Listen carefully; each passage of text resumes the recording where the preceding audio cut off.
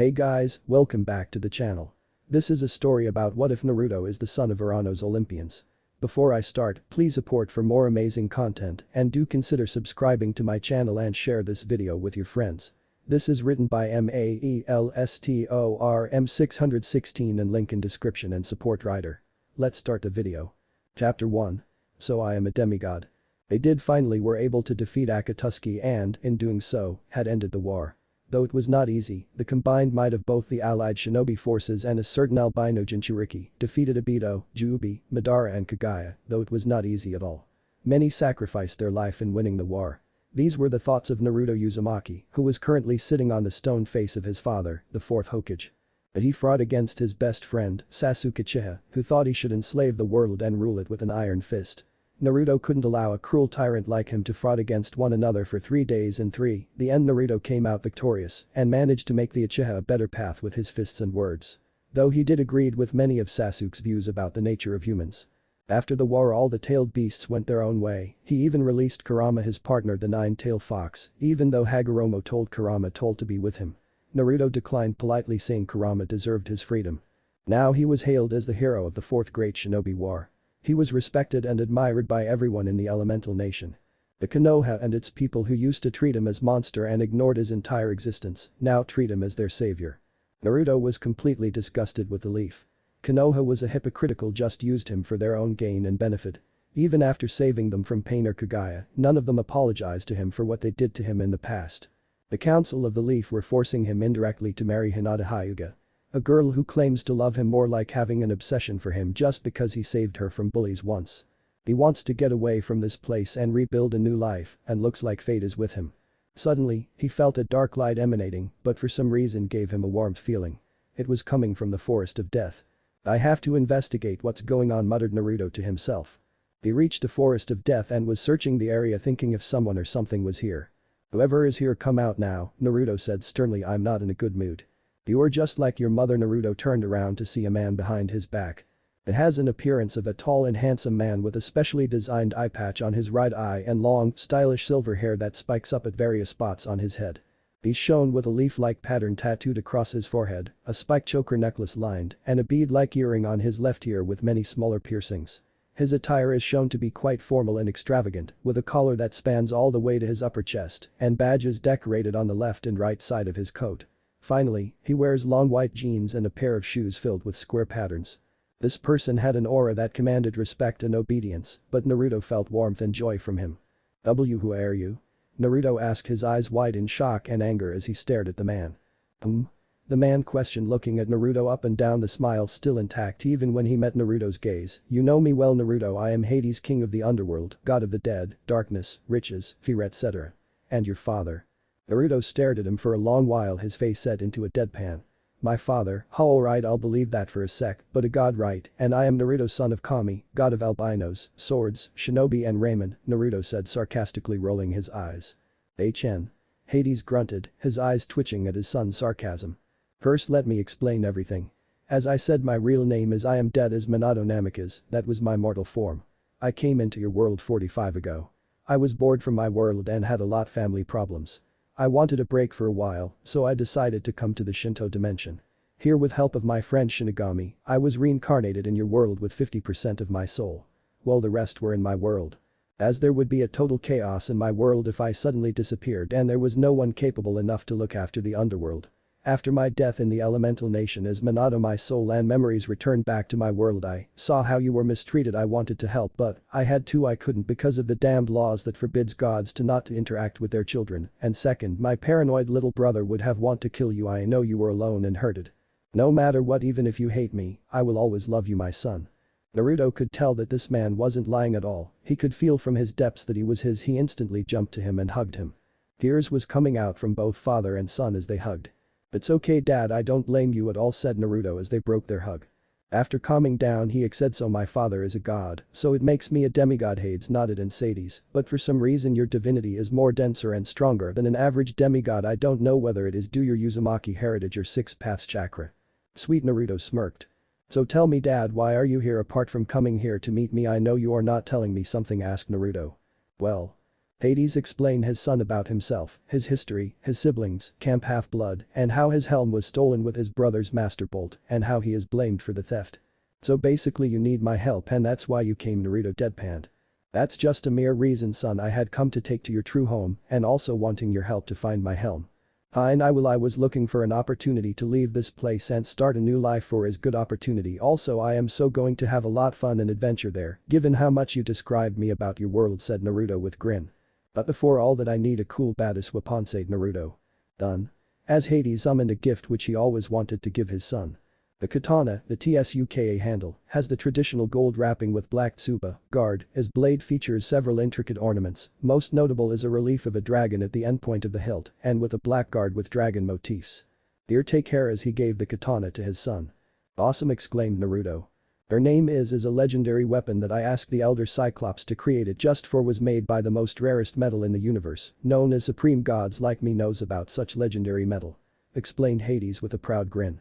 Yamato has enough potential to rival a god's divine weapon, especially a god of my have to train with Yamato to completely unlock both her and your true potential, then only you could wield her properly, understand? That I would use it wisely, said Naruto as Hades nodded. Now listen, son, pack everything that you require and meet me here tonight, said Hades to his son, who nodded his head in understanding. Naruto was currently standing at the Hokage monument looking at the citizens of the saw how his so-called friends are going out together and spending time with each other. Though he is leaving and wouldn't miss anyone from the Leaf except Tsunade, Shizune, Shikamaru, Choji, Haruka, Konohamaru, Yuden, Mavei, Raymond Chief and Aim. You always wanted me gone, right, and look now I am leaving, said Naruto. Demon. Monster. Why don't you just disappear? Trash. That kid just bring trouble. I'm leaving this damn place. Be grateful, you fucking hypocritical bastards. Naruto took the headband to left it there and went to the forest of death. So, are you ready, son? Asked a king of the underworld. Naruto just grinned, yes dad, let's go. As he raised his fist up in the air, Camp Half-Blood, here I come. As Hades teleported H and son to his dimension.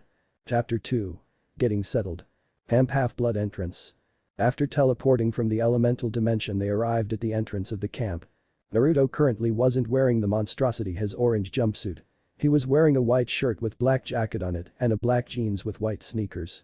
Thanks his father for giving him good clothes to wear. Naruto saw a large rectangular rocky gate with Camp Half-Blood embedded on it at the top.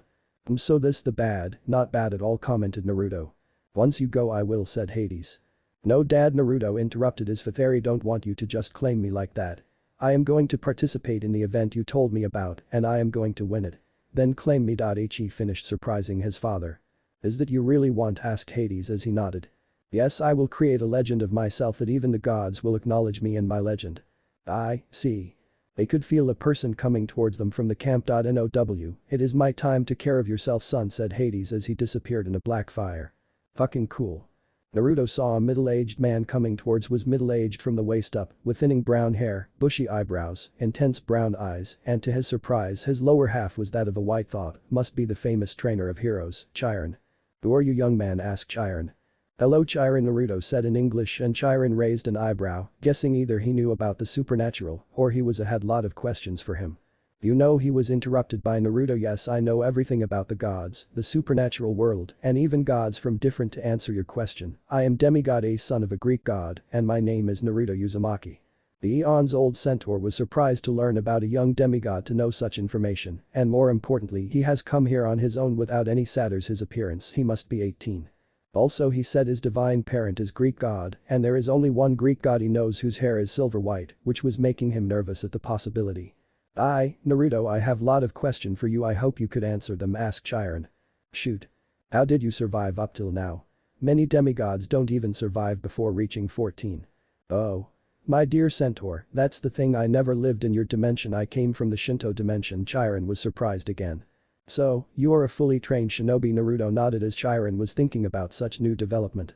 My father came to me and told me about himself and my heritage.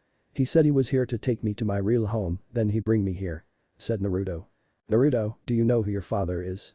Asked the centaur, and to surprise he nodded. Why you do so, who is he? Oh. Chiron, that's for me to know and you to find out, Naruto said with just facepalm, muttering something in ancient Greek about imbecile, immature, brat. So shall we? Chiron sighed and nodded. Naruto Uzumaki, welcome to Camp Half-Blood. On their way, Chiron explained to Naruto about the entire functioning of the camp, its authorities and everything important that demigod at the camp should know.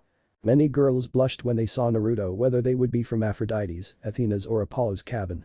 Many boys were envious of him for the attention he was gaining. Naruto raised an eyebrow when he was observing the place was pretty big. He looked around to see that the hill and looked ahead to see a bunch of cabins in a U-shaped arc. Naruto was glad his father granted him the ability to speak English properly, otherwise it would be troublesome, for also gave him several important scrolls of Fuinjutsu, Taijutsu, Kinjutsu and Ninjutsu, which he had put in his storage seal. Hades also gave him information about his divine blood and the powers he had inherited from him. As the son of the god of the dead, he had multiple affinities: fire, earth, heat and surprisingly light, sun, and didn't know how he had the last three as his affinity. Chiron had to say Naruto was very interesting, and IQ easily rivals a child if he didn't feel any trace of aura from him. He was wondering about his surprise arrival at the camp. "Naruto, how well versed are you in Greek mythology?" asked Chiron. If he didn't know, then he have to give Naruto a crash course for the time being.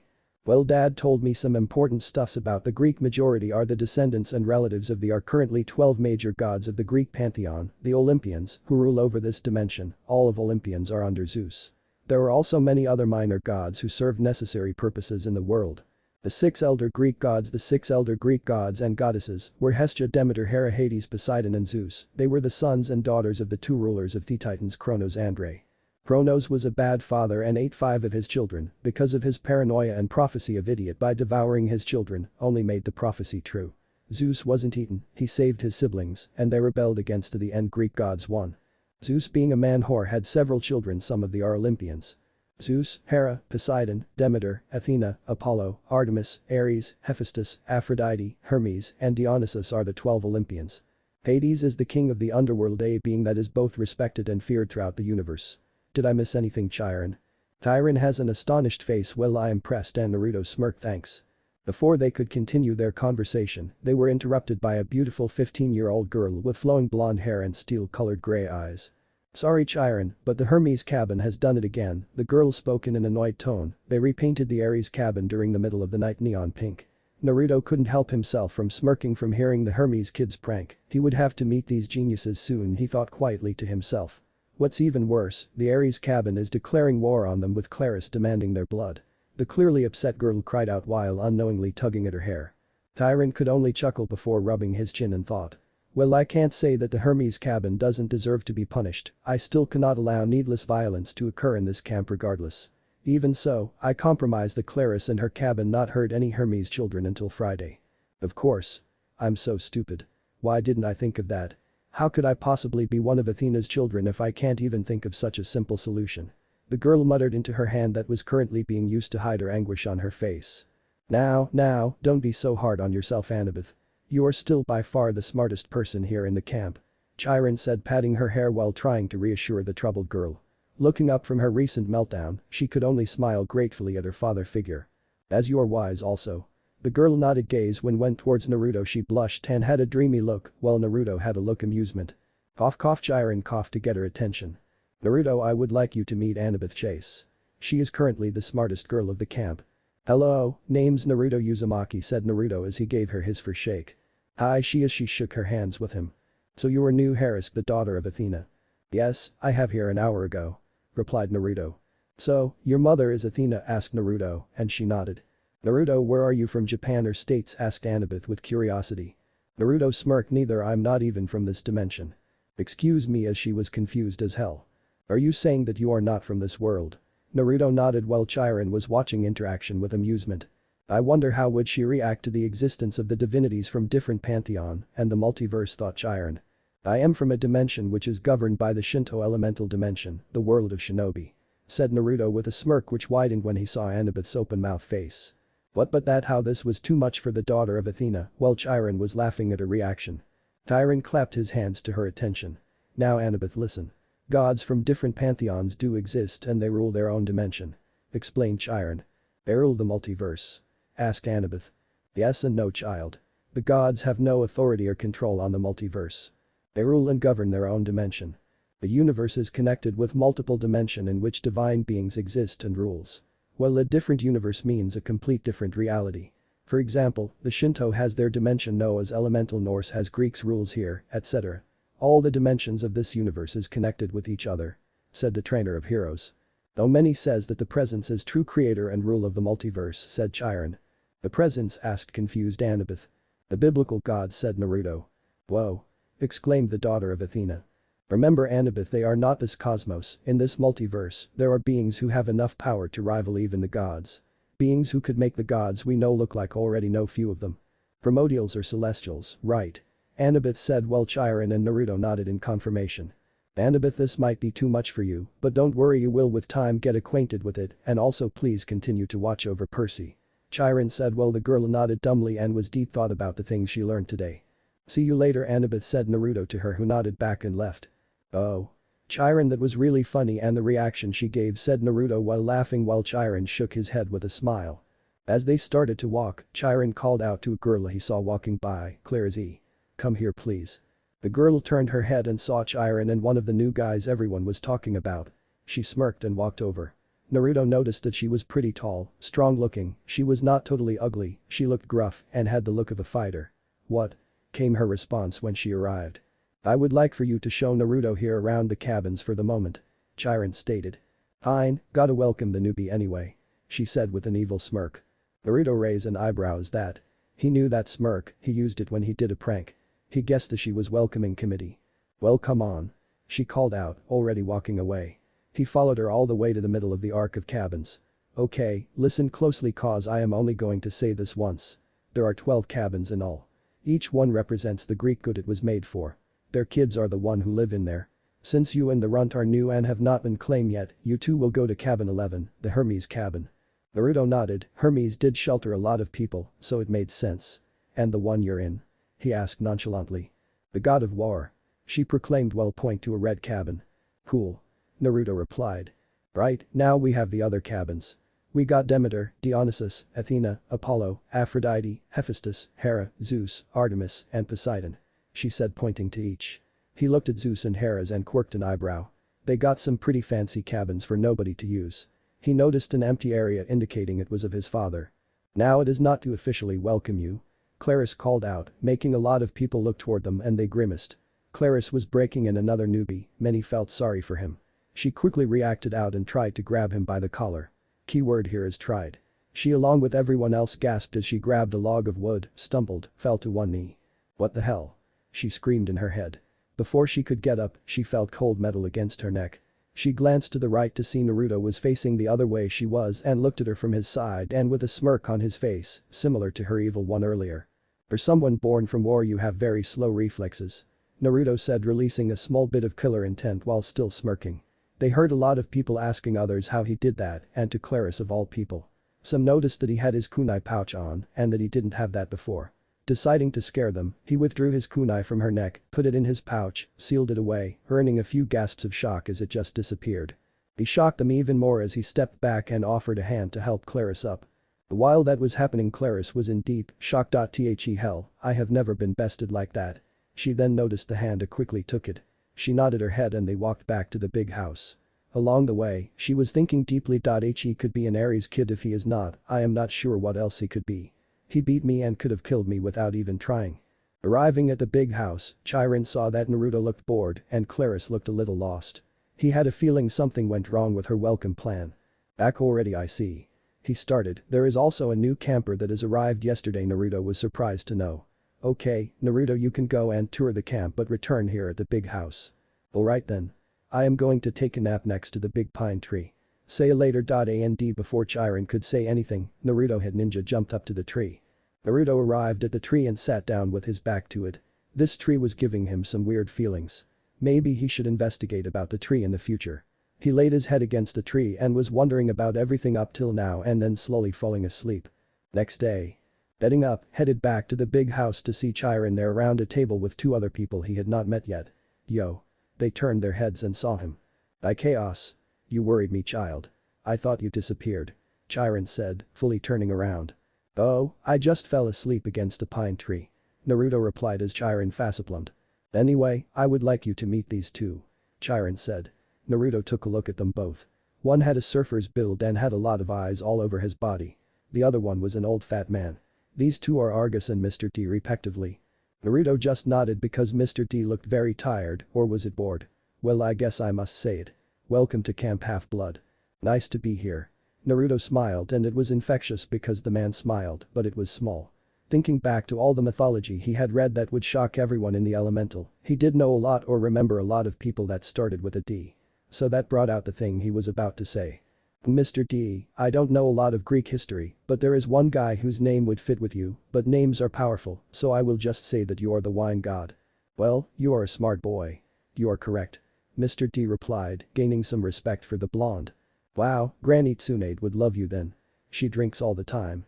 Oh, and since your other power is similar to her family's wood release power, are you guy related to her? Mr. D blinked a few times before laughing.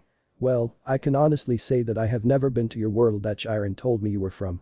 Now, I have heard about it from the other gods. Now, if I ever get away from this place, I might just take a look. Oh, and to answer your question, no, I am not related to her. Oh. Naruto said. I really starting to love this. Naruto replied with a smile, it was freaking infectious. It was the best decision he made by coming here. He doesn't have to worry about being a Jinchuriki, no Akatsuki, and foolish thing he understood definitely, he belonged to this place. Hearing gasps from a certain direction, Naruto noticed a now forming group of people surrounding a particular building. Curiosity filled in him, he began walking towards it. When Naruto finally got there, he was greeted to the sight of a familiar girl who was drenched from head to toe. There were also other teens who were wet as well, but not as much as the girl. However, they all had a look of murderous intent on their faces, and it was all directed to a certain boy in front of them, who was now rubbing his hair sheepishly from nervousness. I don't suppose a simple apology will do even though you did try to dunk my head in the toilet, Percy mumbled the last part. The girl had her hands clenched in anger. It was pretty evident that she felt absolute loathing for the boy. The pissed off female is always the scariest. Naruto grunted to no one in particular. This is not how it's supposed to work. Newbies are supposed get this treatment, not me. Clara screamed while still very much glaring at him. Well, you sow what you reap, huh? Naruto interrupted while slowly walking beside the boy. Percy's eyes went wide open when he saw him. But before he could say anything to him, she interrupted him. Naruto, what the fuck you meant by that? She retorted, unaware of her current state because of her anger toward the young black-haired boy. Well, you were trying to prank, but he pranked you back just like I did yesterday. Percy and Grover shocked to learn about that before he gave the boy beside him a light punch. Hey, what was that for? Percy asked, puzzled as to why Naruto was now bullying him. Don't piss off someone if don't have the power to back yourself, your enemies won't hesitate to hurt you. Naruto said in his wisdom. Hey, move out of the way, I have no quarrels with you. It's the boy beside you that I wish to teach a lesson to. Clarice warned while pointing directly at Percy. This made Percy gulp a bit from being called out in front of so many people who had now encircled them. Naruto looked between the two people with a look of thought, then simply shrugged his shoulder and moved away from Percy, much to the young boy's horror. Wait, why are you leaving? Do you want me to die by this barbaric girl? The scared boy pleaded, much to Clarice's annoyance. Rolling his eyes, he glanced back at Clarice. The reason why I am not helping you, how should I put this? When you start a war, you finish it yourself. I will not fight everyone's fight. Naruto muttered, much to the boy's terror and the girl's delight. Thanks, Naruto. Clarice muttered while smiling like a mad-made Naruto. Demigods pulled out their respective weapons. Clarice grabbed the electrified spear that was attached to her back. Meanwhile, Percy, still conflicted as to whether or not he should fight this girl, but before anything could happen, a yell was heard from within the crowd. Stop, you guys. A heavily huffing Annabeth shouted while trying to regain her breath. Clarice, you know what Chiron told you, no fighting until Friday. Yeah, and what's to stop me from breaking that deal? Clarice replied, gripping her spear tighter in annoyance. Do I need to remind you about the last time you broke one of Chiron's little deals, musclehead? Annabeth warned. She then felt a sense of satisfaction when she saw Clarice's face go deathly gray. Knowing her threat was a direct hit, she began shooing away the crowd, much to their disappointment of not seeing a battle. Clarice, however, cursed loudly to Percy before storming off with her supporters following closely behind her. Letting go a breath that he was unknowingly holding in, he sighed loudly to himself. He let himself fall to the ground so that he was laying with his back on it. He was really happy that he didn't have to fight that girl, or else he was afraid that she would have absolutely annihilated him. Sup, Annabeth, Naruto said to her, which she nodded back. What was that you did to Clarice? Naruto asked, now looking down at Percy, who was still laying flatly against the ground. Shrugging his shoulders, he answered back, I don't really know myself. One moment I was being dragged into the girl's bathroom, the next moment the water from the toilet explodes out and pours Clarice and her gang out of the bathroom. I'm surprised though that I don't seem to be wet in the very least. Percy added while frowning from the statement. Wait, Percy, you actually controlled the water? Annabeth asked in surprise, while Naruto had a hidden smirk as he understood who is this kid's divine parent. Percy instantly noticed the girl when she walked towards them. He couldn't help but to blush slightly from having an attractive girl speaking directly to him. But he quickly remembered that the girl had asked him a question. Looking up in thought, he suddenly got to his feet before replying, yeah, you could say that. It was a really strange feeling now that I think about it. I see, she whispered. This made Percy give her a strange look before diverting his attention once again back to Naruto. Forgetting your most recent action and about what you said, even tough, I don't like it. I understand. Percy stated before reaching his hand out. Noticing what the boy was asking, Naruto reciprocated the boy's welcoming gesture. The name's Percy Jackson. Naruto Uzumaki. So what I have learned from this place, every camper here is a demigod, half a god to be more precise. Naruto nodded in agreement. Then that means we both are either a child of a god or goddess. Again, Naruto nodded. Okay, I don't suppose you know who your parent is then? Percy asked innocently. Naruto just smirked at him and Annabeth's eye widened. You actually know about your divine parent? Asked Annabeth in amazement, and Naruto just winked at them. So, is your divine parent a he or a she? Percy. My divine parent is my father and I won't reveal his identity yet, replied Naruto. What, why? Asked Percy. Oh. Percy, you will understand soon enough, said Naruto, making them groan. You don't know your divine parent, do you? Percy nodded his head in confirmation while hearing that you control the water in the toilet, which mean your father is Poe. Hand was quickly clasped in front of Naruto's mouth, effectively muffling his last slightly at the girl who had interrupted his revelation. He noticed Annabeth mouth the words, I'm sorry. Huffing, he gently removed her hand from his mouth. Percy though had stared at the scene. Naruto was going to say that your parent could have potentially been one of the Olympians. Annabeth hastily replied, hoping that Percy wouldn't press on. Thankfully, he seemed to be content with that information. Thank the gods this boy is dense, she silently thought before, unexpectedly, pulling Naruto to the side in order to have a private discussion with Naruto, much to Percy's confusion. Naruto, don't you know the three supreme gods of the Greek pantheon? Zeus, Poseidon and Hades. Are forbidden to have children. If what you were about to blurt out is true, then the oath would have been broken. Annabeth hissed. You mean the oath they have taken to not to have children because of a prophecy? Naruto asked and Annabeth nodded. You, Naruto Uzumaki, swear on the river Styx to not tell anyone what I will say unless I gave you permission to. Annabeth demanded. I, Naruto Uzumaki, swear on the river Styx to never tell anyone about what you are about to tell me unless you gave me permission to. Suddenly a loud boom could be heard in the distance. Annabeth, now satisfied with his oath, spoke up in a hushed tone. Thalia Grace was the first child to have been born from the three gods. Her father was, ironically, Zeus. Now, hiding her relationship with Zeus from the other two gods was nearly impossible. So it was no surprise to any of us that Hades was the one who found out their connection. Knowing she would pretty much die unless she went somewhere safe, it was decided that she come stay at Camp Half-Blood. But damn that day, Artemis was busy that time and a lot monsters were out, were chased by a lot of monsters, and thanks to Hades' help, we managed to get her to the entrance of Camp Half-Blood, but she trailed off. Naruto let her weep quietly to herself before she felt comfortable again to talk. But we weren't fast enough to make it. Thalia, knowing the outcome, sacrificed herself so that Luke, Grover, and I would make it. Zeus, pitying her death, transformed her into a pine tree that you had slept under last night. She now protects the camp with a magical barrier that prevents any monsters from entering. Annabeth was now gazing toward that particular tree. Wow, no wonder I felt something from that tree, Naruto realized before noticing that Annabeth was about to cry once more. Without thinking, he wrapped his arms around her for comfort and began whispering soothingly into her ear. Hey, wouldn't have wanted you to cry because of fault one here is Zeus. As a father he should have protected her. He whispered to her and comforted her. Thanks Naruto for your words. So, what now? Percy asked. Ugh, I forgot to tell you if you are undetermined, so we'll stay in Hermes' cabin for the time being. Said Annabeth. Hermes' cabin, why? Asked Percy. Well, undermined demigods stay in Hermes' cabin, said Naruto. What happens if they are not claimed? Asked Percy. The gods have a lot of kids, and they don't always, well, sometimes they don't care about us, Percy. They ignore us, replied Annabeth. So I'm stuck here, Percy said, thinking about all the sad expressions he saw at the cabin. He had seen that on some rich kids back at Yancy Academy. That's it. For the rest of my life. Well, it really depends. Annabeth stated. Some campers only stay, the monsters might ignore you, so you can get by with a few months of summer training and live in the mortal world the rest of the year. But for some of us, it's too dangerous to leave. We're year-rounders. In the mortal world, we attract monsters. They sense us. They come to challenge us.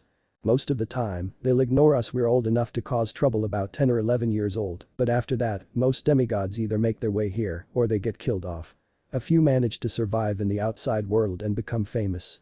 Believe me, if I told you the names, you'd know them. Some don't even realize they're demigods. But very, very few are like that. So monsters can't get in here? Percy asked, hoping he was safe. Annabeth shook her head.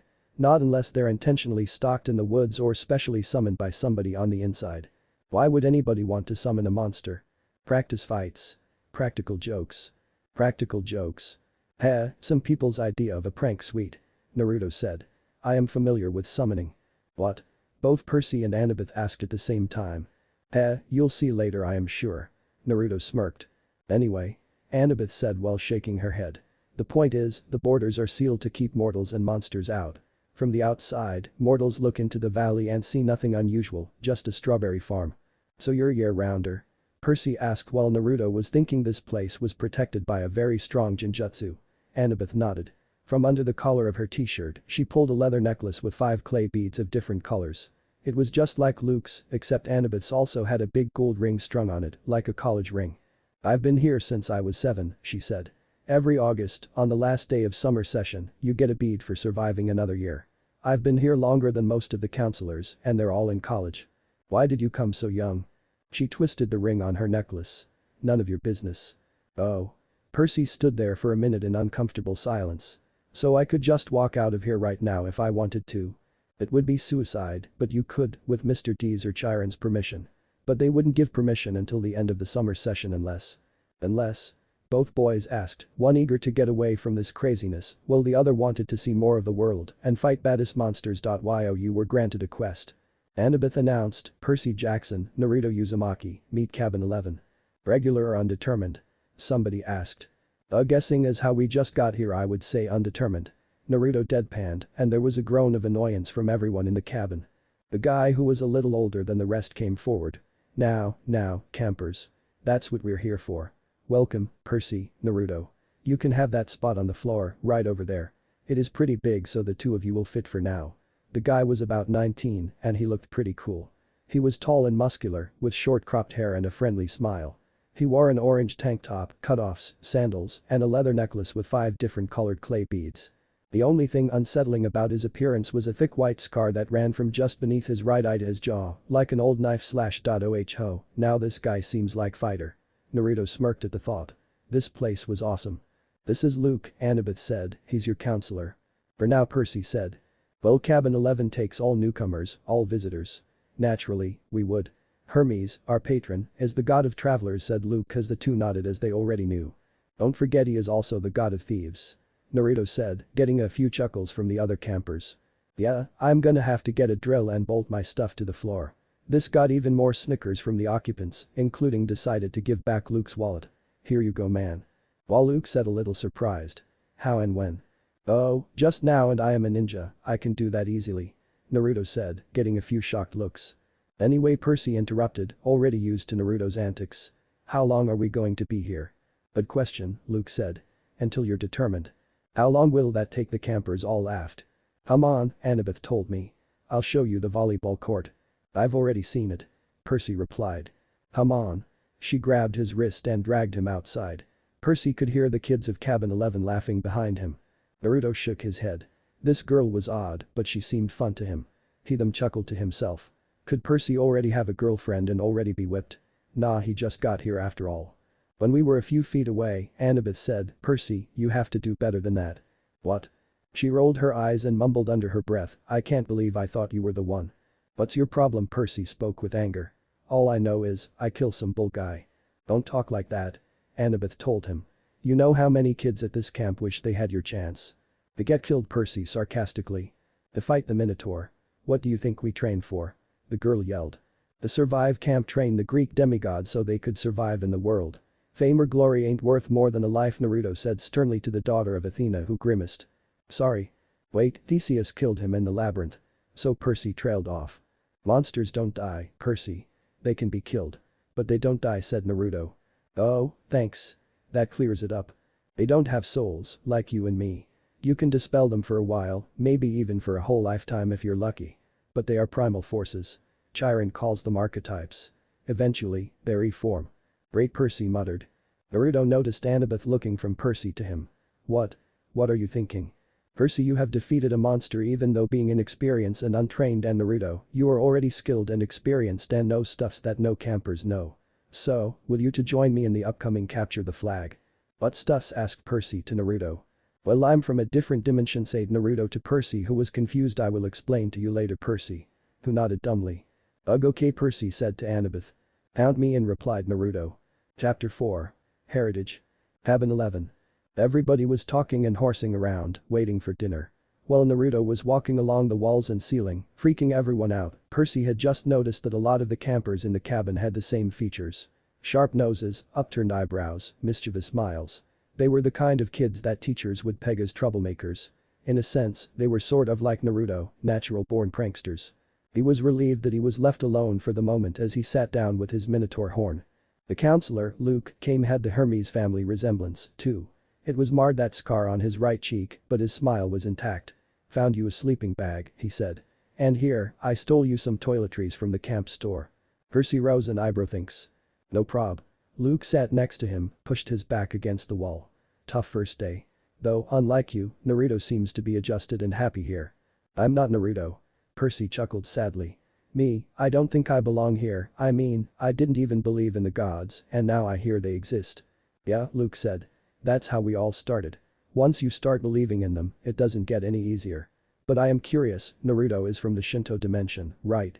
Yeah, well, he says he is from a dimension ruled by the Shinto gods called the elemental dimension. At first I didn't believe, but he did unexplainable stuffs, and the things I have experienced for past few days made me believe. Percy said. Ah, yes, I have heard of that place, as I had overheard some Olympians speak at the Annabeth, and a few others had that dimension as a very war-torn. Of course Ares, god of war, loves that place. Artemis and Apollo also love that. Many of them have been there a few times. Luke explained. Wow, who knew? I guess that even the gods need breaks. Percy chuckled, and Luke laughed along with him. So your dad is Hermes. He pulled a switchblade out of his back pocket, and for a second Percy thought he was going to gut him, but he just scraped the mud off the sole of his sandal. Yeah. Hermes. The god of thieves and messengers. Percy asked, skeptical. That's him. Messengers. Medicine. Travelers, merchants, thieves. Anybody who uses the roads. That's why you're here, enjoying Cabin 11's hospitality. Hermes and few others aren't picky about who they sponsors. Have you ever met your father? I asked. Once. Luke said, but didn't seem to say more on that subject. So, I guess he claims all his kids. Percy said. Pretty much, but I was kind of wondering if Naruto was one of us. Apparently not, as he has not been claimed yet. Luke said, amused as they saw Naruto was walking on the wall. Don't worry about it, Percy. The campers here, they're mostly good people. After all, we're extended family, right? We take care of each other. I wish I could also do the stuffs that Naruto do. Percy was glad that he met him and Grover, otherwise he would find difficulty in the then ask something that has been bugging him. What Annabeth meant that either I or Naruto to be the one. What was that all about? Luke folded his knife. I hate prophecies. What do you mean? Luke's face twitched around the scar. Let's just say I mess things up for everybody else. The last 2 years, ever since my trip to the Garden of the Hesperides went sour, Chiron hasn't allowed any more quests. Annabeth's been dying to get out into the world. She pestered Chiron so much he finally told her he already knew her fate. He'd had a prophecy from the oracle. He wouldn't tell her the whole thing, but he said Annabeth wasn't destined to go on a quest yet. She had to wait until somebody special came to the camp. Somebody special, you mean like me, or more specifically, Naruto? I mean, he is pretty special and do things I couldn't even imagine. Percy asked. Don't worry about it, kid, Luke said. Annabeth wants to think every new camper who comes through here is the omen she's been waiting for. Now, come on, it's dinner time. The moment he said it, a horn blew in the distance. Luke yelled, 11, fall in. The whole cabin, about 20 or so of kids, filed into the commons yard. Campers came from the other cabins except for the 3 empty cabins at the end, and cabin 8, which had looked normal in the daytime, but was now starting to glow silver as the sun went down. They marched up the hill to the mess hall pavilion. Satyrs joined the group from the meadow. Naiads emerged from the canoeing lake.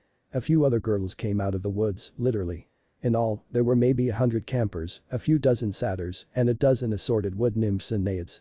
At the pavilion, torches blazed around the marble columns. A central fire burned in a bronze brazier the size of a bathtub. Each cabin had its own table, covered in white cloth trimmed in purple. 4 of the tables were empty, but cabin 11's was way overcrowded. Percy had to squeeze onto the edge of a bench with half his butt hanging off. Naruto was smart and did a small earth jutsu and made a seat for himself, shocking many, who wondered how he did it. The boys saw Grover sitting at table 12 with Mr. D, a few satyrs, and a couple of plump blonde boys who looked just like Mr. D. Chiron stood to one side, the picnic table being way too small for a centaur. That made Naruto laugh some. Annabeth sat at table 6 with a bunch of serious-looking athletic kids, all with her gray eyes and honey blonde hair. Clara sat behind them at Aries' table. She'd apparently gotten over being hosed down and then blow-dried because she was laughing and belching right alongside her friends. Finally, Chiron pounded his hoof against the marble floor of the pavilion and everybody fell silent. He raised a glass. To the gods. Everybody else raised their glasses. To the gods. Percy did it weakly, still trying to get used to hear, while Naruto cheered for his father quietly. Wood nymphs came forward with platters of food. Grapes, apples, strawberries, cheese, fresh bread, and yes, barbecue. Naruto and Percy's glasses was empty, but Luke said, "Speak to it. Whatever you want, non-alcoholic, of course." While Percy experimented with his blue cherry coke, Naruto asked Pepsi. He took a sip, then some food was given to him and was about to dig in, but Luke said, "Come on." His stomach needed good food right now. He and Percy followed him to the fire and saw people throwing in a good portion of their food in it. This made them wonder why you would throw away good food. "Burnt offerings for the gods," Luke explained. "They like the smell." Naruto looked puzzled. Why would an immortal all-powerful being love the smell of burnt food? Naruto asked and Percy nodded. Luke approached the fire without answering him, bowed his head, and tossed in a cluster of fat red grapes. Hermes. Percy made a silent plea to his father, he threw it in there and not much happened, except for an odd smell of chocolate and fresh-baked brownies, hamburgers on the grill and wildflowers, and 100 other good things that shouldn't have gone well together, but did. Percy looked oddly at it, before letting Naruto have his turn. Hestia, Hades, Persephone, Demeter, Aphrodite, he muttered. In order, the patron of the hearth and his aunt, his father, his stepmother immortal cousin, his aunt and the patron of agriculture, and the goddess of love. He threw a very small piece of his barbecue after saying each name, which filled the air with a different Hestia. The smell of many different delicious foods filled the air. For his father, aura of death could be felt and fire for seconds turned Night. Demeter and Persephone, the smell of freshly harvested corn, wheat, and soybeans filled the air, and when he gave honor to Aphrodite, a sense of warmth and love could be felt. Naruto and Percy quickly went back to the table before anyone asked any questions. People raised their eyebrows at all the divinity Naruto named. After that, both boys ate quickly. Naruto learned that they even made pizza here, another one of his favorite foods. Even better, it seemed never ending here. Naruto was enjoying this place a lot. Naruto also saw table 10, which was completely pink.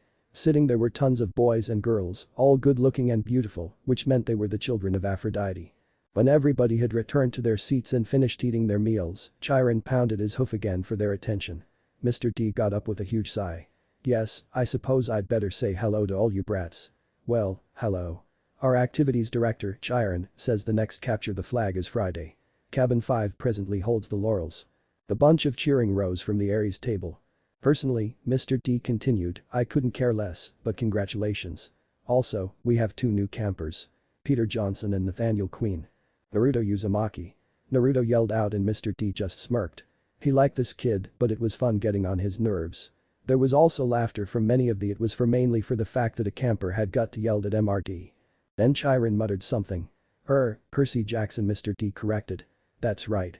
Hurrah, and all that. Now run along to your silly campfire. Go on." Time skip. The first activity Naruto had was sword and shield class and to everyone's surprise Luke. He took this well as he also wanted to test him against a trained assassin. "Think you can win?" asked Luke as they circled each other, with their audience watching silently. "We'll see," Naruto said. Luke swung his blade to the side, hoping to catch him off guard. He just blocked it with a reversed blade. Naruto blocked several slashes from him before Luke locked his sword with Naruto and used his skill to twist out of Naruto's grip and then bashed Naruto in the jaw with a shield. Naruto stumbled away, more due to the unexpected nature of the attack and not because it actually hurt him. "Now I'm starting to get annoyed," Naruto thought in anger, and he decided to stop holding back as much. He rushed up and punched his shield, causing a loud sound to reverberate through the camp as he grabbed the shield and twisted it with Luke's arm still attached, causing him to spin around in the air. Luke managed to land on his feet. Naruto pulled the shield out of his grip and slipped it onto his own arm before he used it to block a kick from him and punched Luke in the gut, knocking her 3 yards back. Luke got back up with an excited look as he ran at him. Naruto threw the shield in a straight line, with Luke forward rolling to the ground to avoid it, causing the shield to embed itself deeply into the trunk of a tree. Luke leapt up and kneed him in the chest, causing him to stumble backwards a bit. He then threw a right hook, but Naruto blocked it and jabbed him in the face. Naruto threw a hook of his own, but Luke was an expert in hand-to-hand and blocked the attack before using a wrestling maneuver to throw Naruto to the ground. Naruto kicked his legs out from under his, and Luke fell on his back. The next thing Luke knew was that Naruto had a sword at his neck. "Yield or not," said Naruto to Luke, nodded in defeat. Naruto put the sword away and gave him his hand to lift him, which he accepted. "Damn, I knew you were strong, but this was something else," exclaimed Luke. "Thanks, you were also good," praised Naruto. Nighttime. At night, Naruto snuck out into the forest to do some extra training. He put his hands in the familiar cross shape and made himself 5,000 shadow clones. "Alright, I want a quarter of you working on chakra control in Senjutsu, another to practice the forms in Kenjutsu. Another works on ninjutsu. Last ones of you, Taijutsu and Fuinjutsu. Now get to work." His clone obeyed him and set about there. Meanwhile Naruto bring Yamato to train. Time skip. The 7 days passed and now it was the day of capture. They would wake up early, high five Mr. D, do pranks with Hermes' kids, play chess with Athena's children, and defeat them with ease, train Percy, and then at night he would train vigorously. Now they were making strategy to defeat their opponent and win. "And that is my plan," Naruto said to Team Was, which formed of Athena, Apollo, Hermes and Aphrodite's cabin, and also him and Percy. The daughter of Athena looked at Naruto. "That's a pretty good plan, but can you really pull it off?" she said calmly. Naruto just smirked. "You've never seen me fight, huh?" He nodded to himself and he walked towards where a few kids were stabbing away a wood in the dummy. The demigods gave way for then raised his hand in the air and said, "Sword me." A beautiful gold sword was thrown into his hand in an instant. Before anyone could blink, Naruto slashed at the dummy with speed no demigod could keep up with. It was only for a second. Naruto stopped and walked. Get this, while he walked away the dummy exploded in flaming glory. Then he stared wide-eyed, mouth gaping as Naruto walked away. How was that even possible? I mean, he just slashed at it and it went boom. Naruto walked to her and gently closed her mouth by lifting her chin up. "Close your mouth, you might catch flies." Luke smirked as he had seen what Naruto was capable of. "We are definitely going to win," he said. "Yes we are," Naruto smiled. "Wow, Naruto really is such a badass," said Percy in awe to Annabeth. "He is complete genius," replied Annabeth. In an instant Naruto took a step back. What the hell was going on with him? They seemed to notice him taking a step back. "Is something wrong?" one asked as she took a step forward. Naruto quickly came up with an excuse. Nothing. I just need to go scout the area," he said as he quickly ran away. He is sometimes weird. With that they went to prepare for the night. Nighttime. The woods. Standing at the top of the tallest tree in the woods and dressed in all black was game of capture. The flag was on. For the demigods it was a chance to prove themselves against each other and have them claimed by their divine parent. Annabeth had numbers on her side while Claris had brute force. Annabeth had the Apollo kids who were the greatest marksmen on the island, the Hermes kids who were sneaky little shits. Not to forget both cabins were packed to the brim because their dads are horn dogs, and finally the Aphrodite's children. Most people when asked what they see when it comes to the Aphrodite kids is that they're pretty little brats that like to dress up, gossip and flirt. But what he saw was a living weapon. The weapon that could gather information was a master of disguise and a master of seduction. A week with the Aphrodite cabin and some secret turned those pretty little boys and girls into an information gathering syndicate. And every time they would meet up secretly in the Aphrodite cabin they would train in information gathering and seduction and to forget martial arts in case the seduction worked a bit too well. Claris had the Ares cabin. The little bastards were determined. Not that smart, and not to forget Hephaestus, Demeter and Dionysus knew he had the most powerful cabin on his side. "How about we do a little SOMETHING? That's something I like. What?" "Oh, you know, when a boy and girl are alone in the WOODS. The boy in front of her gulped. She traced a finger on his cheek and she felt him shiver. Team leader Naruto was right. The easy way to get to a child of Ares was through physical contact. "We shouldn't." "Oh okay B, but I have never done something like this," the son of Ares said. "Glad I'm your first, love." Ruby red lips touched his cheek and his eyes rolled back and his blonde boy slumped to the ground in a heap. She smirked as the toxin in her lipstick put the boy out of commission. Her hand went to the comm hidden in her ear, turning it on. "Selena to team leader, I have a location," she said as she put on her black clothes from backpack. The sound of static and a reply came. Good work. 30 minutes later. Percy was getting a little annoyed at how long it was taking for someone to come after him. He has to thank Naruto who had trained him for weak and turned him from useless to a trained fighter. Now he was confident and ready to face other opponents. Naruto had told him about his plan and gave him instruction of what to do. He smiled when he saw Claris and her siblings coming towards him. Percy charged towards her. He raised his sword, but Claris dodged. Then she used her spear as sparks flew and launched towards him. "Oh," Claris said. "It seems you are not so pathetic after all." "The flag is that way for your information," Percy told her.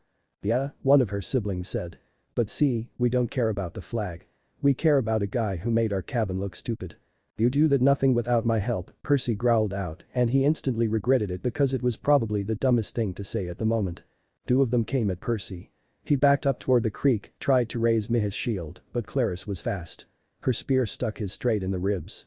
If he hadn't been wearing an armored breastplate, he would have been shish kebabbed. It still hurt like hell, because the point got through and shocked him. One of her cabin mates slashed his sword across his arm, leaving a good-sized cut. "No maiming," Percy got out, feeling dizzy. Now Naruto had enough, he took out something to end this. "Oops," the guy said. "Guess I lost my dessert privilege." They then pushed Percy into the lake, which was a mistake for them. Inside the lake, Percy's all wound healed up, and then he came out from the lake much to their surprise and charged towards them. Percy caught one with his hands and punched him in the face, knocking him unconscious, while the other went towards him prepared to strike. Percy parried him with his sword and gave him a punch disbalancing him, then headbutt him. He falls to the ground and turned towards Claris. She prepared herself. "Shall we?" "With pleasure." Naruto calmly watched from the shadows as Luke and his party reached the flag. He watched as the Aries kids were taken out with ease, all according to plan. While everyone was fighting, Naruto slipped in unnoticed. He quickly went and disarmed and took out a few Aries' kids. Soon the fighting was done and Luke quickly got the flag. "We got it, let's move," he yelled as every one of his party that was still standing cheered. With the flag in hand he begun to run, only to stop in front of a disguised Naruto. His blue eyes lingered on Naruto for a while before he nodded and Naruto nodded back. They saw their opponents coming to them and looked at each other, and Aries kids rushed on Naruto, and he parried their sloppy strikes away before hilt slamming one in the forehead, while Luke punched the one who came towards him in the face. The other Aries kids rushed Naruto, who smirked and ducked, sweeping their feet and making them land on the ground, knocking them out. Then he pulled the shield off that one and threw it Captain America style. It hit the Aries kid's nose and smacked him down painfully. He sliced another kid across the chest. It was a shallow cut, the fool would heal easily enough. Then he disarmed him and elbowed him in the face, knocking him out. "Luke, give me the flag now. And you deal with them," Naruto said as Luke gave him the flag. "Win for us, team leader," said Luke while fighting his opponents. "Don't let him go, I will deal with Castellan," shouted a child of Aries to his siblings as they started to chase him.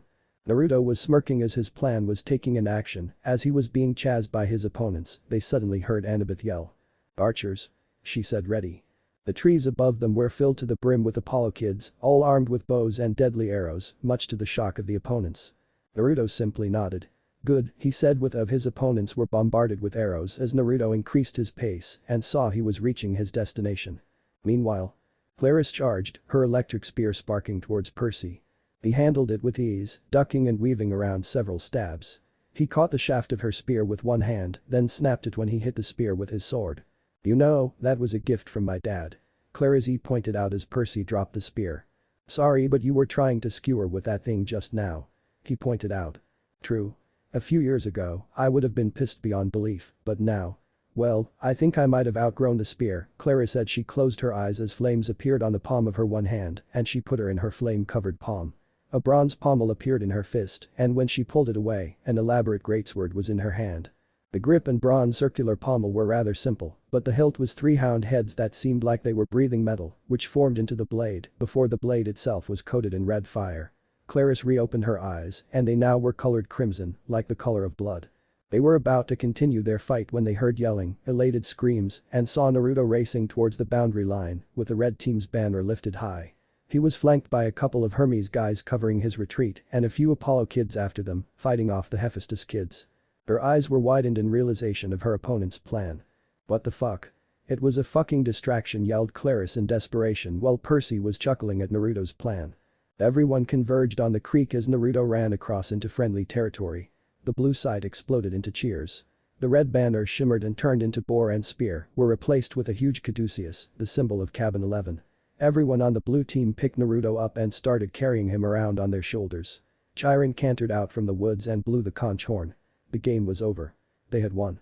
The boy was about to join the celebration when he heard Annabeth's voice right behind to him in the creek, said, "Not bad, hero." Percy turned around and saw her. Annabeth said Naruto's training was worth after, isn't it? "Yes, I have to thank him for this," said Percy. As Percy started to walk and suddenly the celebration stopped for some reason. "I was fucking right," muttered Annabeth to herself.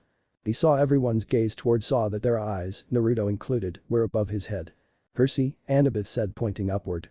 By the time he looked up, the sign was already fading, but he could still make out the hologram of green light, spinning and gleaming. A three-tipped spear. A trident. "It is determined," Chiron announced. All around him, campers started kneeling, even the Ares cabin, though they didn't look happy about it. And saw Naruto smirking towards him, meaning he knew the identity of his father.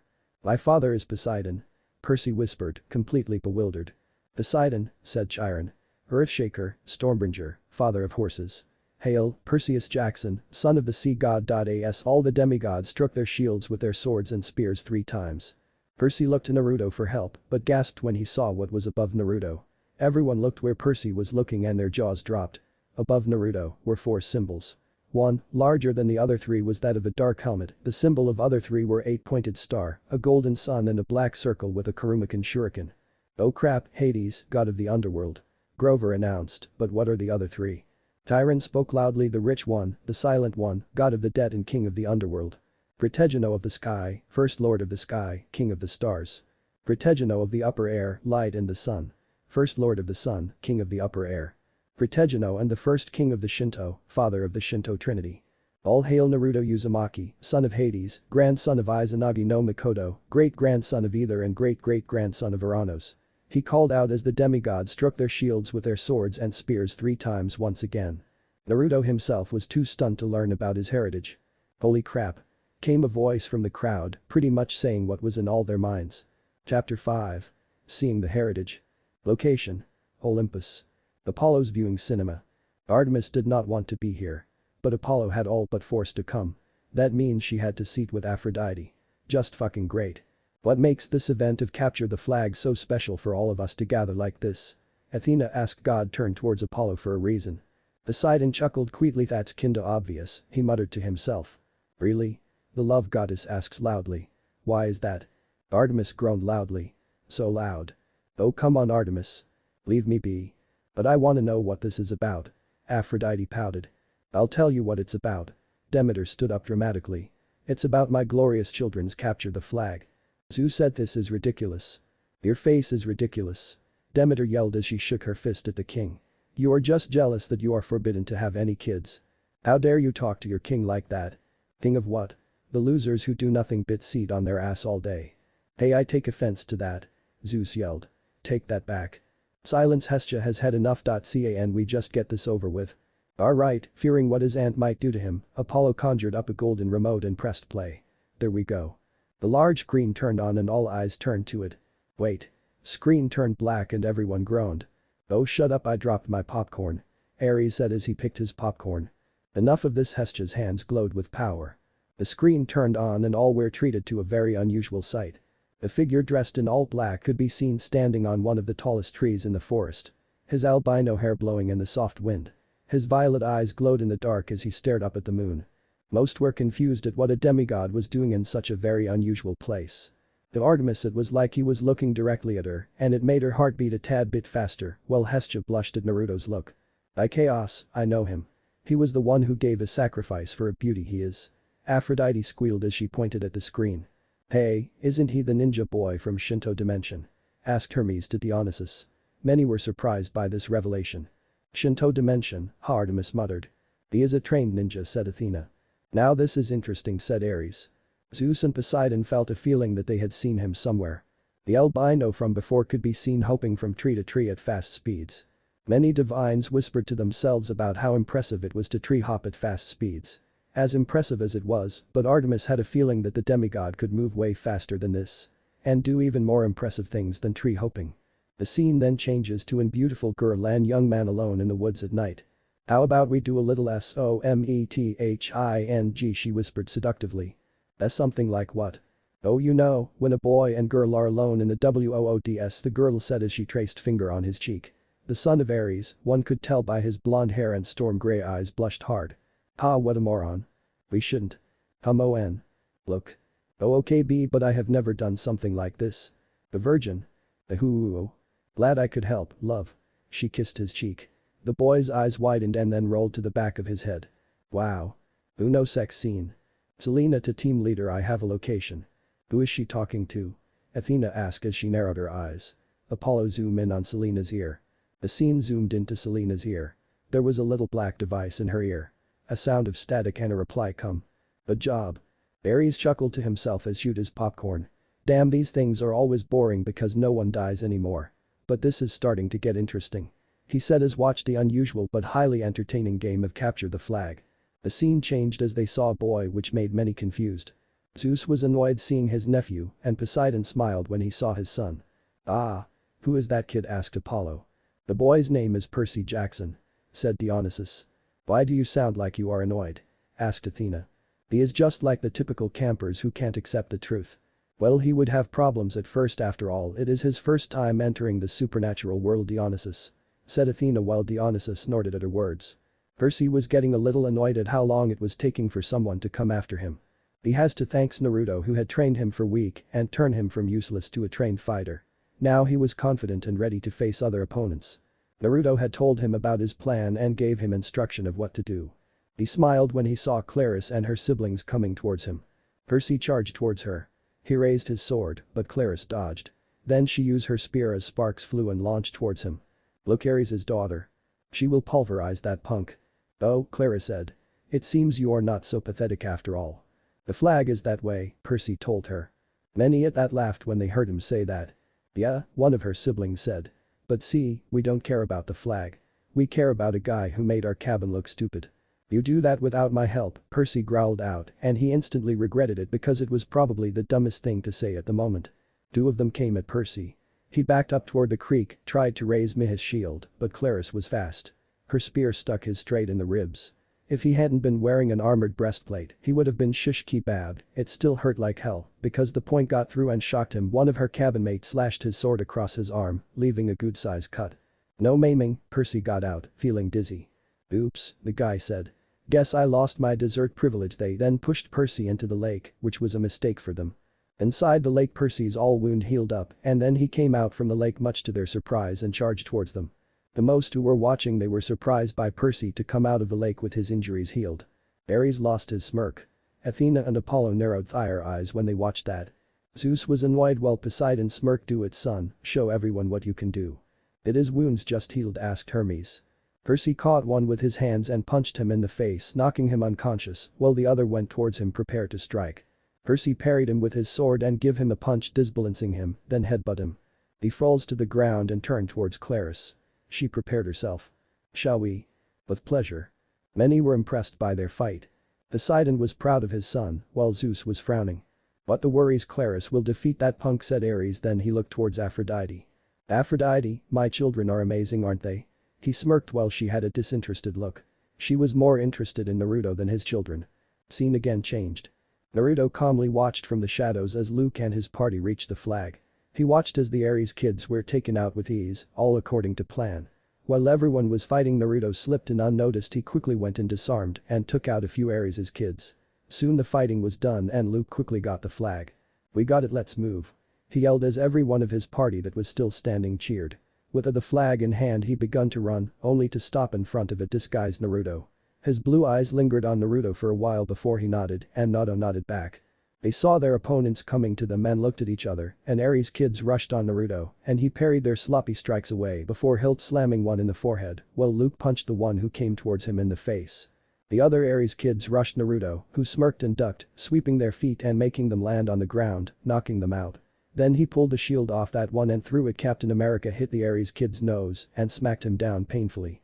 At beginning they thought it would be boring, but as they continued to watch they were getting more interested and surprised, especially by Naruto's strategy and strength. Look, Ares' kids are coming towards them, said Apollo. My children will easily crush them, said Ares arrogantly. Many shook their head in disagreement as they had a feeling something amazing is going to happen. When they saw how Naruto and Luke defeated their opponent with ease, they impressed while Ares had open mouth face. That has something about easily crushing the Marys. Artemis mocked. Luke is a good fighter, Hermes ate Apollo to his brother, and Hermes nodded but had a sad smile on his face. Although Luke and Percy are cute, Naruto is sexy and strong, said Aphrodite with a blush when she saw Naruto fighting. Athena and Artemis just rolled their eyes at her words. I wonder what Naruto is going to do now and who might be his divine parent, Athena asked to herself. In the underworld, Hades was watching his son's capture with a smirk. In Olympus, many wondered the same, who might be the divine parent of Naruto. Though Zeus and Poseidon had a hunch that whose son he could, they looked at Naruto, they were reminded of a younger Hades. He sliced another kid across the chest. It was a shallow cut, the fool would heal easily enough. Then he disarmed him and elbowed him in the face, knocking him out. Luke, give me the flag now. And you deal with Clarus, Naruto said as Luke gave him the flag. Win for us, team leader, said Luke while fighting Clarus.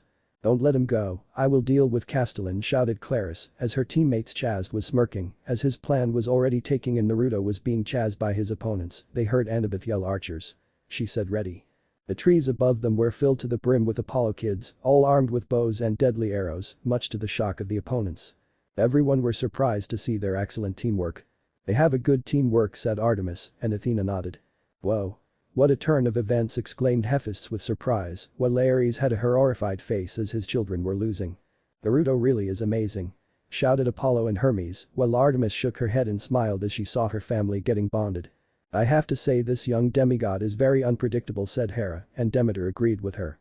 I wonder if Naruto likes cereal, said Demeter. Many groans were heard, much to her annoyance. Annabeth, well done, Athena whispered with a smile. Meanwhile, Clarus charged, her electric spear sparking towards Percy. He handled it with ease, ducking and weaving around several stabs.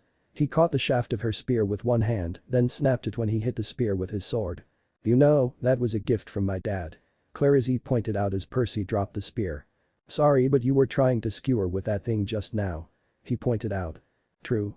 A few years ago, I would have been pissed beyond belief, but now. Well, I think I might have outgrown the spear, Clara said. She closed her eyes as flames appeared on the palm of her one hand and she put her in her flame-covered palm. A bronze pommel appeared in her fist and when she pulled it away, an elaborate greatsword was in her hand.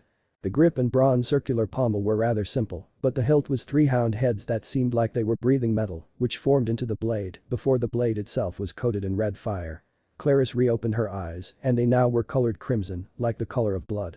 They were about to continue their fight when they heard yelling, elated screams, and saw Naruto racing towards the boundary line with the red team's banner lifted high. He was flanked by a couple of Hermes guys covering his retreat and a few Apollo kids after them, fighting off the Hephaestus kids. Her eyes were widened in realization of her opponent's plan. What the fuck? It was a fucking distraction, yelled Clarus in desperation while Percy was chuckling at Naruto's plan. Percy is also not bad. He has potential, Artemis commented while analyzing him. It was all distraction for them. Good. Athena praised. No. My children can't fucking lose, said Ares in anger. But they are losing, Ares. Hephaestus mocked him. Everyone converged on the creek as Naruto ran across into friendly territory. The blue side exploded into cheers. The red banner shimmered and turned into gray. The boar and spear were replaced with a huge caduceus, the symbol of Cabin 11. Everyone on the blue team picked Naruto up and started carrying him around on their shoulders. Chiron cantered out from the woods and blew the conch horn. The game was over. They had won.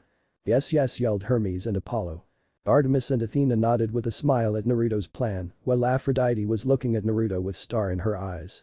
Naruto Uzumaki interested her. Looks like the brat won, Zeus grumbled in annoyance.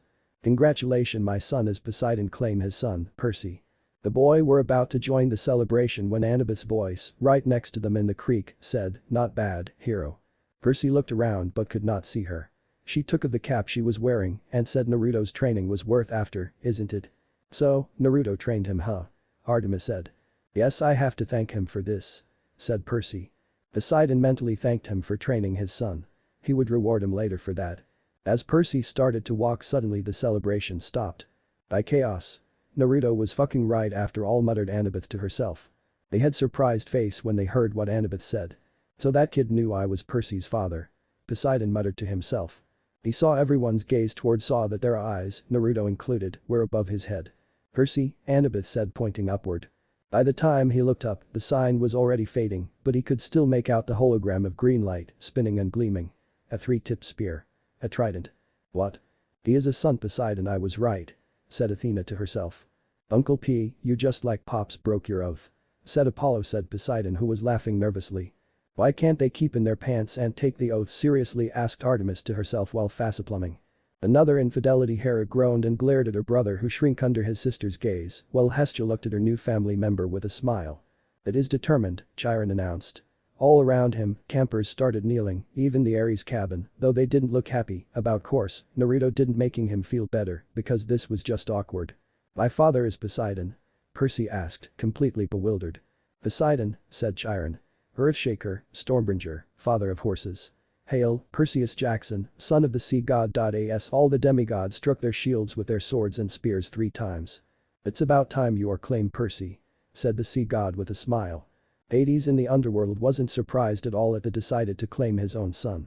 Percy looked to Naruto for help but gasped when he saw what was above Naruto. Everyone looked where Percy was looking and their jaws dropped. Above Naruto were 4 symbols. One, larger than the other 3, was that of a dark helmet. The symbol of other 3 were 8-pointed star, a golden sun and a black circle with a Kurumakan shuriken. Everyone's jaw dropped when they saw the heritage of Naruto. What? Zeus yelled in shock and stood up from his throne. Apollo mumbled while Hermes, Hephaestus and Ares stared at the screen in disbelief. What the actual fuck, Athena said in shock.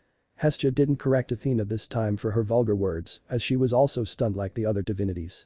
The demi-protegeno, Hera whispered. Yeah, what a drag. Even Hades was in shock as he didn't know about this, but it answered his earlier question. Oh crap, Hades, god of the underworld. Grover announced, but what are the other 3? Tyron spoke loudly. The rich one, the silent one, god of the dead and king of the underworld. Protegeno of the sky, first lord of the sky, king of the stars. Protegeno of the upper air, light and the sun. First lord of the sun, king of the upper air. Protegeno and the first king of the Shinto, father of the Shinto trinity. All hail Naruto Uzumaki, son of Hades, grandson of Izanagi no Mikoto, great-grandson of Ether and great-great-grandson of Ouranos. He called out as the demigods struck their shields with their swords and spears 3 times once again. Holy crap. Came a voice from the crowd, pretty much saying what was on all their minds. Naruto is the son of Uncle H. Said Apollo. Not only that his ancestors are 2 fucking celestials, and he is also the grandson of old man Izanagi. Naruto was not just a mere demigod, he was a demi-protegeno. He has more denser and stronger divinity than a minor god. He had a lot of untapped potential. His strength and divinity would increase with proper training and time, as he would easily rival a supreme god without a problem, which Zeus didn't like at all. He has 90% divine blood and 10% human, only that he has the blood of a Greek god and a Shinto god with 2 protegeno. He is a being closer to a divine being, I dare say. He wouldn't even need a god's blessings for immortality, as he had the blood of 2 celestials. Athena said seriously. He is too strong. He might be connected for the theft of Master Bolt, Zeus yelled in paranoia, and they rolled their eyes. Brother, don't judge him in haste. Our nephew didn't even know was only thanks to Hades, said Poseidon. Yes, Zeus, don't blame young Naruto for anything as he is innocent. Said Hera in agreement. Besides, if you don't trust him, why not wait and when he comes to Olympus ask him to take an oath? Suggested Hera while Zeus nodded in reluctance. Fine. Wow, Naruto is also related to me through my father, said Aphrodite with smile. I think he is demi-protegeno, wow, said Demeter with a surprised face. Our nephews are great, aren't they, said Hestia with sweet smile. Hera nodded even though she didn't like the infidelity. But there is something I'm confused and curious about, said Hera. What is it, sister? Naruto is not a bastard demigod. He is born from wedlock, said Hera, as many were surprised again. Hades must have married the women in the elemental dimension, said Poseidon. Agreed, brother, after all Hades was never a womanizer unlike you two, Hestia said with a sweet smile to her brothers who were shivering in fear. He might be the first demigod born from wedlock, said Hera with a smile. At least he is not a pig-headed idiot, said Artemis, and many were surprised again. What, you know I am not a blind woman in hatred who hates every male. Those are just false rumors thanks to the humans. I just don't like males who look down on women or are rapists, justified the moon goddess, and everyone nodded at her words in understanding. Athena was impressed by Naruto's work and praised him. While Aphrodite was lost in her own world as she was thinking about our protagonist. Chapter 6. Taking the quest. The campers were in shock about Percy being the son of Poseidon, but that trampled on by the shock of Naruto's lineage. He was the son of Hades, king of underworld, and is related to 2 primordials, Ouranos and Ether, and the father of the Shinto trinity, Izanagi. It means he had both Shinto and Greek was most shocking thing to them. You are full of surprises, ninja boy, Mr. D said with smirked. Yes, Hades is your father, Chiron said with a surprised face. His resemblance to you is uncanny. Only a blind fool wouldn't see your connection to Hades. Well, Ouranos and either are my ancestors, and Izanagi. Naruto noticed Mr. D and Chiron's nervous faces. He is my grandfather. Well, we need to assign to you 2 new cabins, Chiron said. Percy, you will be in your father's cabin, so go get your stuff. Percy just nodded while he and Luke quickly got his stuff. Now Naruto, I am not so sure where to put you. Naruto just smirked. We never had any kids from Hades or from him. This is a camp for Greek gods' children, and your grandfather is a Shinto divinity, so obviously we don't have his cabin. We circa. Suddenly, all campers heard a rumbling sound. It was coming from the empty space between Poseidon's and Zeus's cabins. The ground began to shake, a fissure opened up and a building as black as night raised from the ground with the screams of the dead. The cabin was totally black and its walls had made of solid obsidian. There was a skull hung over the door. There had torches front of the door, which was burning with black fire. It was 13th cabin, Hades' cabin. Well, now we have Hades' cabin, Mr. D said. Then he turned his head toward campers. Now show is over, so back to your respective cabin. All campers went to their respective cabin. Mr. D also went with them. Only Naruto and Chiron were standing alone there. It is interesting, isn't it? Now camp has all 3 children of Big 3, he said to Chiron. Chiron sighed. So you know. Yes. Me, Percy and Thalia. Who told you about this? Naruto asked Chiron. Well, Annabeth explained to me when I discovered Percy's father to be Poseidon as I saw him control the water. Explained Naruto. Chiron shook his head. I see. Naruto found himself in a dark void. Okay, I am supposed to in the camp, not here. He looked around and noticed there was nothing but darkness. Where am I? He shouted. You are in the void, unknown voice said from behind him. Turning back, he saw a figure. Who are you? Naruto said. Is this how you talk to your grandfather, Naruto? Why you are you? Izanagi. Yes, I am Izanagi no Mikoto, your grandfather. Izanagi announced himself. Naruto saw his grandfather, who had midnight black hair, pale skin and blue eyes like the endless void. Now I am not being rude, but why are you here? Naruto asked. Heian smiled. Naruto, I came here to see you, he said. You are just like Mother Kushina. She was a Kenjutsu master and had a good fuinjutsu prowess. Really Gramps, thanks. Said Naruto smiled while Izanagi chuckled. I know about your early life's pain and suffering, Izanagi said. But it's your chance for a fresh start and I know you are doing it well, dear grandson. Izanagi puts a hand on his head and he glowed for a moment. What was that? He asked. I strengthened your divine blood, Izanagi said, and Naruto nodded in understanding. Goodbye, grandson. Goodbye, Naruto said. The next morning, Percy had a great day. He had his own cabin, which he didn't have to share with anybody. He had plenty of room for all his stuff. The Minotaur's horn, 1 set of spare clothes, and a toiletry bag, and he got to sit at his own dinner table, pick all his own activities, call lights out whenever he felt like it, and not listen to anybody else. Percy had started to feel accepted, to feel he had a home in cabin 11, and he might be a normal kid or as normal as you can be when you're a half-blood. Though there are some campers who were afraid of him and stayed away from him. He got the feeling they were all talking him and Naruto about what happened today. The other campers steered clear of them as much as possible. Percy also noticed some campers were looking toward Naruto with fear and some with great admiration. And many girls were looking toward him with a blush. Some of the campers of cabin 11 were nervous to have sword class with Percy after what he had done for the Ares folks. Currently he practicing with Luke. You're going to need all the training you can get. Luke promised as they were working with swords and flaming torches. Now let's try that viper beheading strike again. 50 more repetitions. Annabeth still taught Percy Greek in the mornings, but she seemed distracted. Every time he said something, she scowled at him as if he had just poked her between the eyes. After lessons, she would walk away muttering to herself. Quest Poseidon. Dirty rotten, got to make a plan. Later that night, both Naruto and Percy had the same dream where Poseidon and Zeus were fighting in Greek armor while Hades was watching them from the sidelines with an amused look. Then suddenly, a voice, which seemed to be from the underground, woke them up. Come down, little heroes, the voice crooned. Come down. The sand split beneath them, opening up a crevice straight down to the center of the earth. Their feet slipped and darkness swallowed them. Naruto was sure Percy had already woken up because he did not see his ghostly form in this dream anymore. He, however, stayed right where he was and fell until he was floating. He looked around, but only found darkness. Well, that was until 2 evil-looking eyes and 2 rows of very sharp teeth. The fuck are you? Naruto asked. What is this? No fear. I don't have any fear from a fucking coward. Insolence. You will fear me. We will see. Naruto smirked as he shimmered from view. Next day. Naruto woke in his cabin after that strange dream, but he knew something, it was more than just a dream. He yawned, then started get up and dress himself. He someone knocking on the went to answer and saw that it was Grover. "You're that stare Grover Underwood, right?" he asked and the satyr nodded. Do you need some help, Grover?" Grover nodded again and said nervously, "MRD wants to see you and Percy is also with them." "Why?"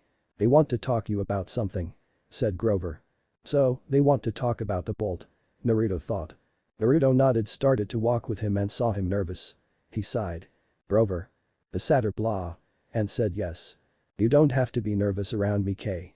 I don't bite," Naruto said and then smirked, "unless you want me, of course." The satyr relaxed and nodded. "So, you are from," he was interrupted by Naruto, "from the elemental realm."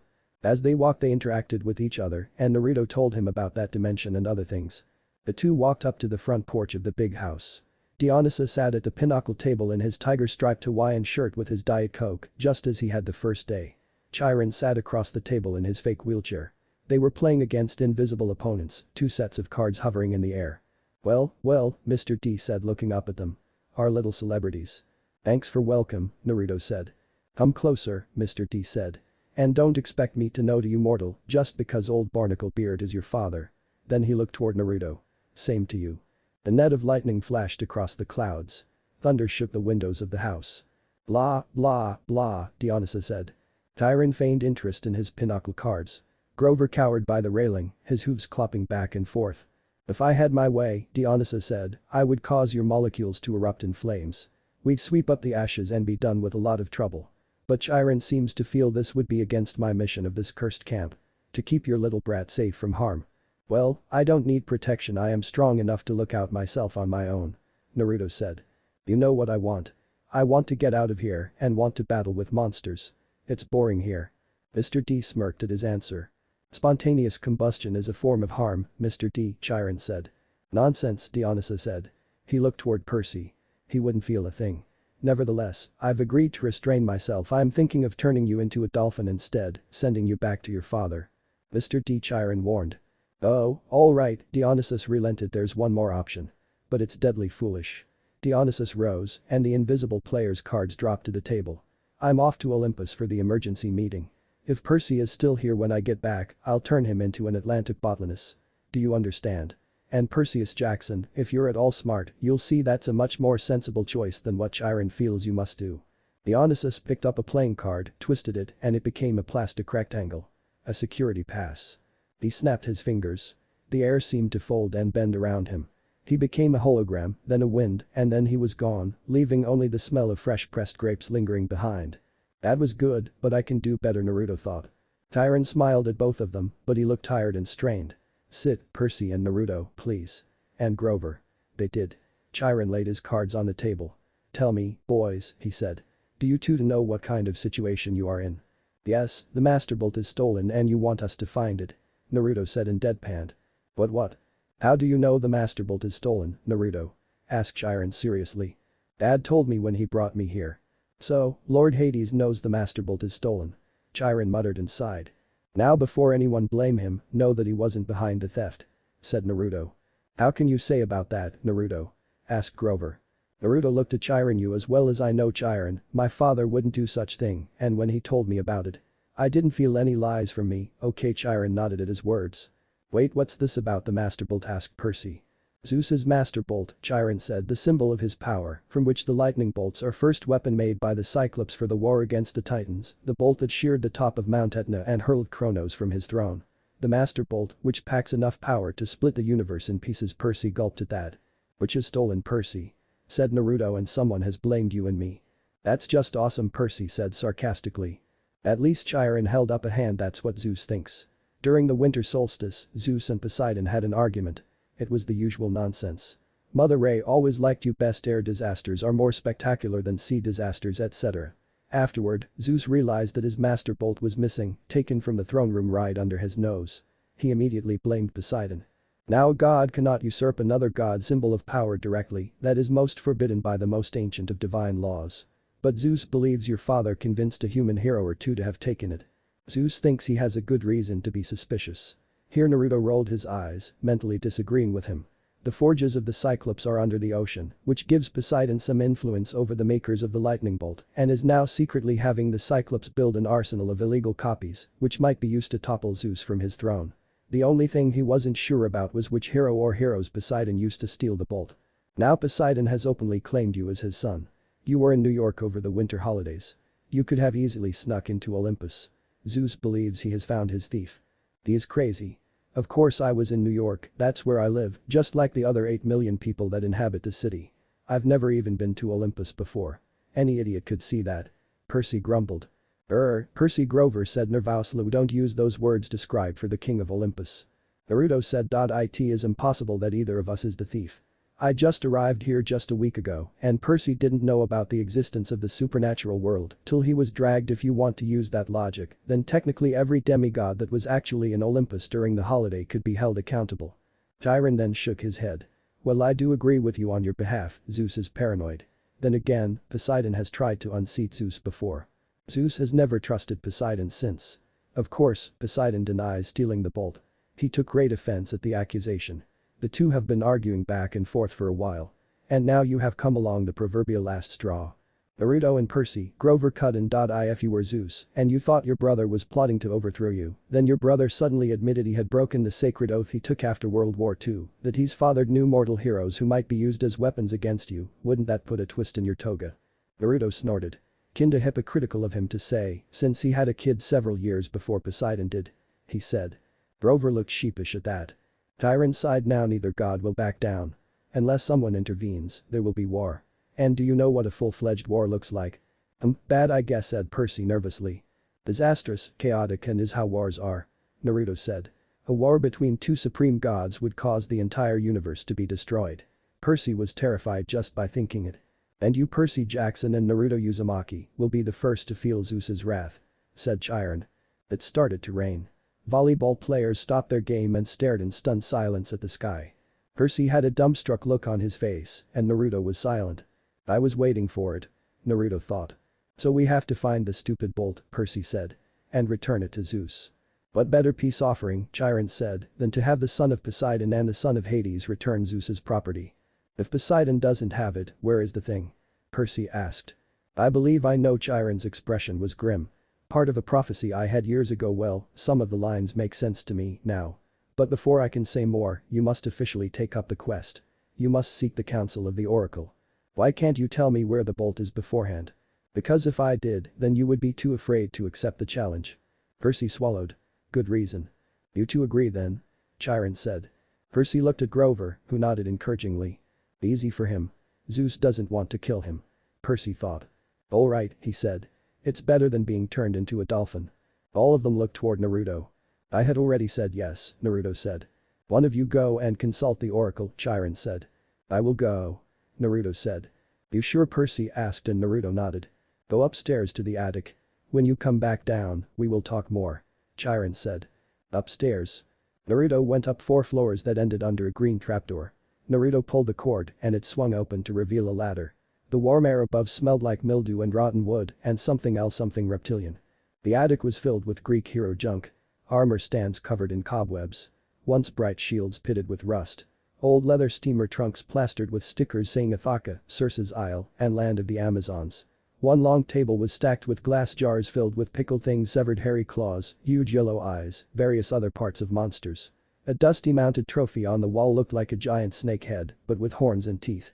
The plaque read, Hydra Head No. 1, Woodstick, New York, 1969.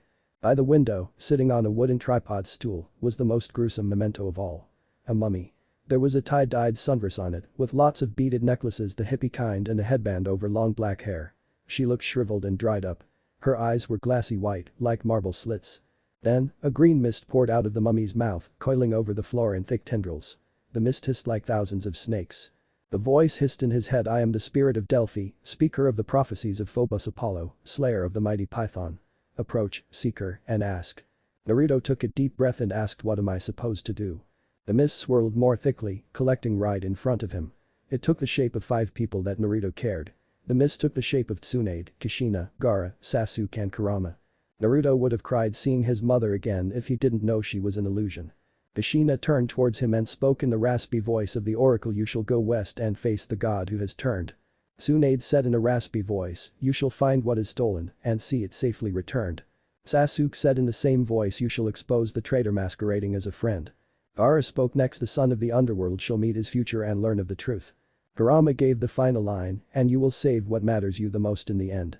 The figures began to dissolve and the tail of the mist retreated into the mummy's mouth. Then she returned back into her original position, leaving Naruto alone. His audience with the oracle was over. Back with Chiron. Well? Chiron asked. He slumped into a chair at the pinnacle table. She said I would retrieve what was stolen, Naruto said. Grover sat forward, chewing excitedly on the remains of a Diet Coke can. That's great. What did the oracle say exactly? Chiron pressed. This is important. He said, she said I would go west and face a god who had turned. I would retrieve what was stolen and see it safely returned. I knew it, Grover said. Chiron didn't look satisfied. Anything else? She also mentioned something about exposing a traitor masquerading as a friend and saving what matters most for me in the end. Still not sure what last one means. Naruto said. Chiron nodded but still looked troubled. Naruto was unsure why. Chiron then spoke, very well. But know this. The oracle's words often have double meanings. Don't dwell on them too much. The truth is not always clear until events come to pass. Okay, Percy said, anxious to change topics. So where do we go? Who's this god in the west? It's my father, Hades. Naruto said, but it could be another god. The Fury came after Percy, Chiron reminded. She watched the young man until she was sure of his identity. Furies obey only one lord. Hades. Wow, so Naruto's father tried to get me killed, said Percy dryly. Naruto interjected, Percy, actually Dad sent her to investigate if you were the thief or not. She was only there to observe you. The threatening was just to scare you, not to kill you. But Minotaur was sent by Zeus and not by my father. This was a surprise to everyone. What about my mother then? Percy asked Naruto, anxiously, and gulped. Dad mentioned about immortal women. He must be your mother. My guess she must be back in her home. Percy looked happy and content with mother alive and okay. Thank Hades and Naruto. Going to Hades might take you to your real destination and could find the real thief, Naruto said. Chiron and Naruto nodded at that. It could reveal him who is the deity that had turned. So let me get this straight, Percy said. We're supposed go to west, the underworld might be a possibility, and confront the god who has turned. Tech, Chiron stated. Find one of the most powerful weapon in the universe. Check. Naruto said with a glim in his eye. Then get it back to Olympus before the summer solstice, in 14 days. That's about right. Chiron said. Did I mention that Maine is very nice this time of year? Grover asked weakly. You don't have to go, Percy told him. I can't ask that of you. He took a deep breath, then stood, brushing the shredded cards and aluminum bits off his shirt. You saved my life. If you're serious about wanting me along, I won't let you down. That made both of the boys smile, Percy because he wanted another friend with them and Naruto because he was proud of the satyr. Me too, buddy. Percy said and then turned to Chiron. So, where is Hades in the west? The underworld of the Greek pantheon is in Los Angeles, Percy. Said Naruto to Percy for Chiron. Whoa. I am Poseidon's son, and Zeus is pissed at me, so I could assume that I can't travel in air. Said Percy while they nodded. Just great. Chiron said. 3 companions may accompany you as one. The other has already volunteered if you will accept her help. Naruto narrowed his eyes when he saw the slight nervous face Chiron made when talking about the volunteering person. Grover and Percy were also wondering who has volunteered for this quest. Feeling someone tap his shoulder, Naruto turned and come face to face with beautiful girl around his age. The girl had blonde hair tied in a ponytail, sky blue eyes, was dressed in the camp orange shirt that looked a bit big on her, with black jeans and white chucks. Percy and Grover didn't even saw her when she arrived. They blushed when they saw her. Hey, she said with a charming smile. Her eyes looking directly into his. I would like to join you guys on your quest. Really? Naruto asked with raised brow. And you are? The girl blushed at forgetting to introduce herself. Right. My name is Esme. Esme Venusa. Naruto smiled. Nice to meet you, Esme. Naruto held out his hand and the girl took it. I'm Naruto Uzumaki, hope we get to know each other better. Esme gave him a smile of her own. Yeah, me too. I haven't seen in the camp. Well, I am one of those campers who lives in human world on our asked me for my help and I agreed. Isn't that right, Chiron? Yes, that's true, Chiron replied and nodded while swallowing. Oh, said Naruto with a came close to him and whispered in his ears, though mostly it is because of. He smirked thanks. They heard coughing from Chiron to get their attention and stop their flirting. Yes. Meet my friends Percy Jackson and Grover Underwood. Hello. Hi. Hello. I am Venusa. Nice to meet we get along. She said with a smile, while the two boys were barely able to look anywhere than her. Same. Me too. Okay, so we have me, Percy and Grover. We need one more for the quest. Said Naruto. Who to choose? Oh. I get it. We will take Annabeth. She will be useful for our quest. She is intelligent and knows important information. Tyron nodded in support. She will be also very helpful to you. Annabeth it is then. Now everyone go and rest. He have an important quest to do and stop a war. Said Naruto. Things were getting with the introduction of this Venusa. Naruto had to admit she was beautiful and attractive. But she came out of nowhere and there's something more about her which he will uncover. Chapter 7. From Highway to Forest. Naruto held his chin in thought as he waited for his mind was coming up with ways to combat all threats they might encounter. It's his first quest and he was excited to complete it. While he was waiting, Luke came to greet him and told to kill some monsters from. He also offered Naruto his mystical shoes, but he declined politely for 2, he could sense some negativity from the shoes and 2, he doesn't need his magical shoes. Before he left came. Luke was surprised to see an unknown camper. He introduced her to Luke. Currently they are waiting for their teammates to leave for their quest, as their teammates were talking to Chiron. He looked tense next to him. Stood. Yeah, he answered. I'll be fighting unknown enemies. As a ninja having no information about your mission or quest is quite dangerous. They seem to be fine with it. Pointed at the trio, plus Chiron. Yes well, they haven't been to any mission especially of this caliber, not yet. He said. Looks like they have a visitor. Luke came again running up the hill with a box. Makes you wish you had someone to say goodbye to you, huh? Said with a chuckle. Naruto looked at the girl. You seem more confident than yesterday. He said with a raised brow. Blushed and turned away. Well, I feel more comfortable around you now. He said. Speaking of goodbyes I should hide now, Naruto said as he turned and begun walking towards the woods. She blinked as soon as she saw it. A horde of girls coming straight towards them. As Naruto was walking away she grabbed him by his shirt. Oh no you don't. Hey wait don't. Before he could finish the horde had already swallowed them whole. You promised to come back Naruto right? Bring something nice. First it was his cousins and nieces, some cried saying he was going to die, while others called him cool. After a number of promises he managed to pull himself out of that wall. Only to fall in an even deeper hole. His Barbie dolls. They all jumped him, saying how much they love him and also groping him. Little perverts. After kisses, hugs and promises of marriage he was set turned to as he cracked his neck. Someone's famous said with a smirk as Naruto stood next to her. No thanks to you. I have no idea what you are talking about, she turned away with a smirk. Naruto's eye twitched. What the hell up is with this chick? The two remained silent as they watched Luke walk away after giving Percy a pair of flying shoes. That's like giving someone poison and saying sorry you forgot it was poison. Muttered to herself though Naruto heard. That demigod. Ah so you also noticed? Naruto said with a smile, she jumped at the sound of his voice. He's up to something. Or we could be reading too deep into things. I was waiting for someone to point it out. But Luke is dangerous. Ever since I came here, I knew something was off about him. Naruto said as his violet eyes narrowed. Are you always this paranoid? Asked with a raised brow. Or do you just hate his guts? Don't get me wrong I hate his guts. But when you were trained to be a ninja, you learn a lot of things. His eyes turned to her. Like you, I'm guessing you're a spy of some sort. Gave him a blank look. A spy like in the films? She asked. Not exactly but close, Naruto said, but I'm not worried. It looks like it's me after. You seriously think I'm a spy? The blonde-haired girl smiled. You get more interesting by the minute Mr. Uzumaki. Not a spy per se but you want something from me. He said as he watched Annabeth, Grover, Percy and a blonde guy with eyes all over his body. That much I can tell. Smiled. Are you really a child of Hades? You act more like a child of Athena.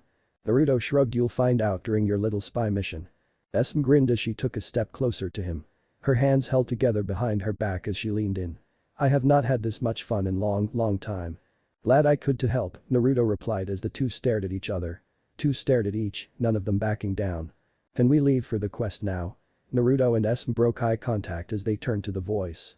Annabeth was looking at them with amusement. Annabeth meet meet Annabeth. They both looked at one another and nodded, a little bit interaction was there. I'll be in the car she said with Percy and Grover following suit. Shall we?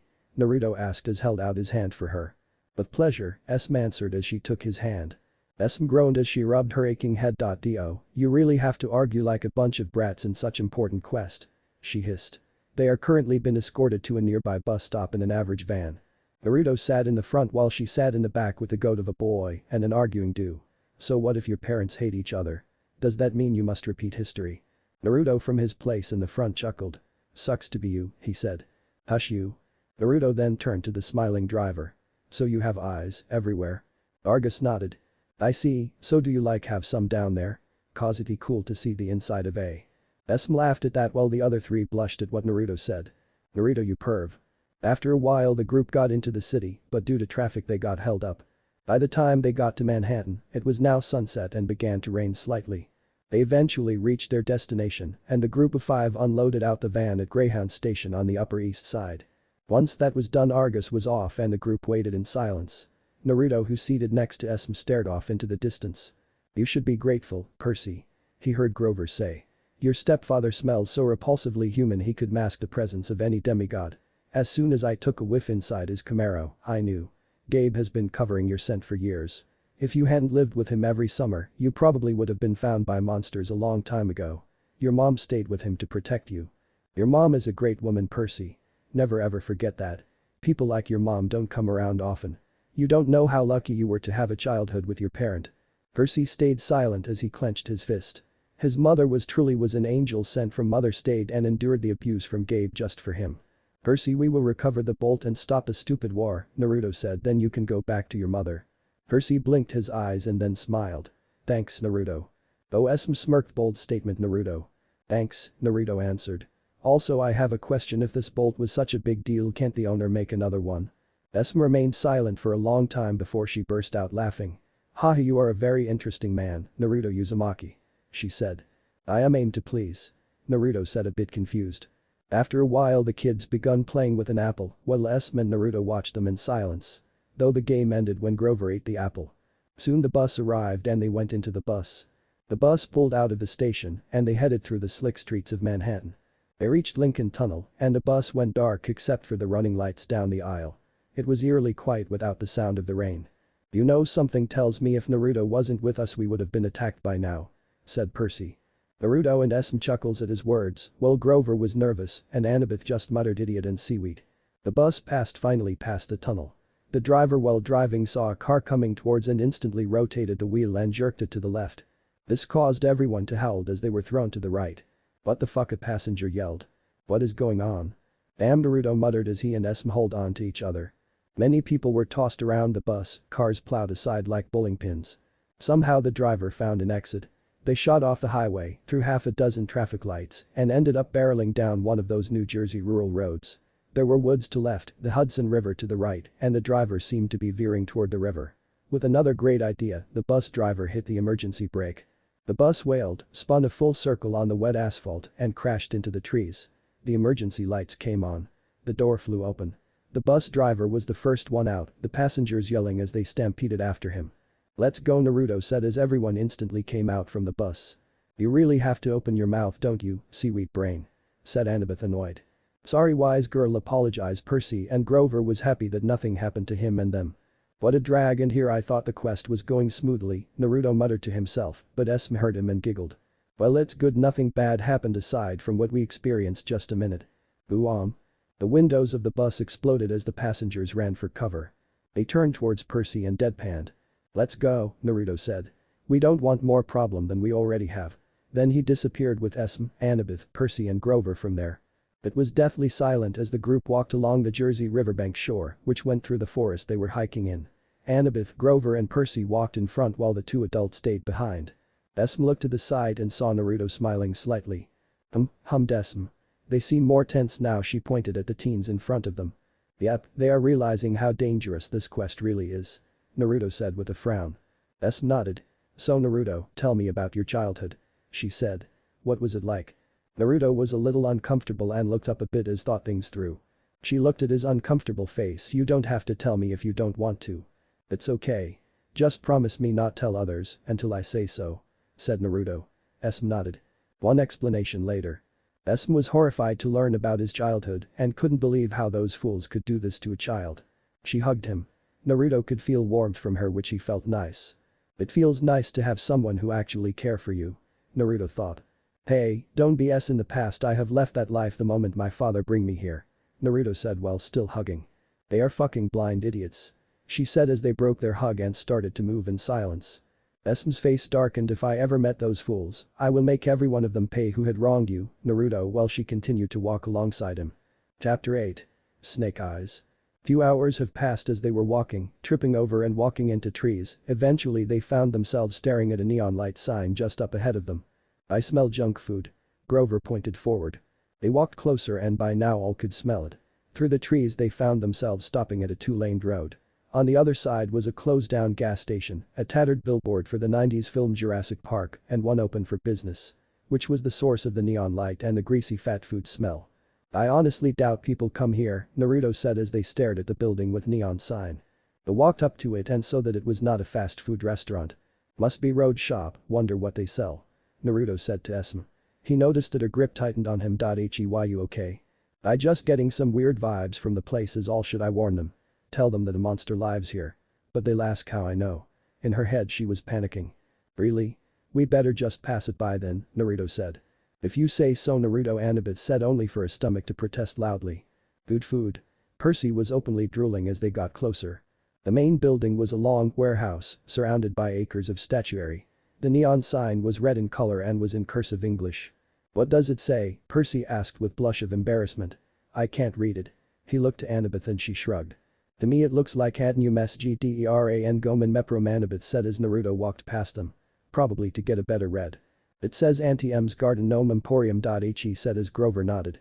That's what it says. Oh look, the lights are on. Somebody must be home. Percy said as Grover nodded. We should see if they'll give us a hand. I think they might have a snack bar. Well, let's go then. Annabeth said as they walked. I don't know you guys, this place looks a little weird. Grover said as he nervously gulped. Behind him, Naruto's eyes didn't like this place, and from camp he learned that satyrs are guardians or protectors of demigods. So if their guardian was feeling nervous about this place, then perhaps it was best they leave. Hey, maybe we should. Annabeth and Percy had already gone ahead with Grover following slowly behind. Fuck. They headed over and the first thing they saw was all the stone statues. The front lot was pretty much just a forest of statues. Cement animals, cement children, even a cement satyr playing the pipes, which gave Grover the creeps. The place was just odd and by the looks of it no one visited in a while. La ha ha. Grover said excitedly as he began to examine the statue before he bleated.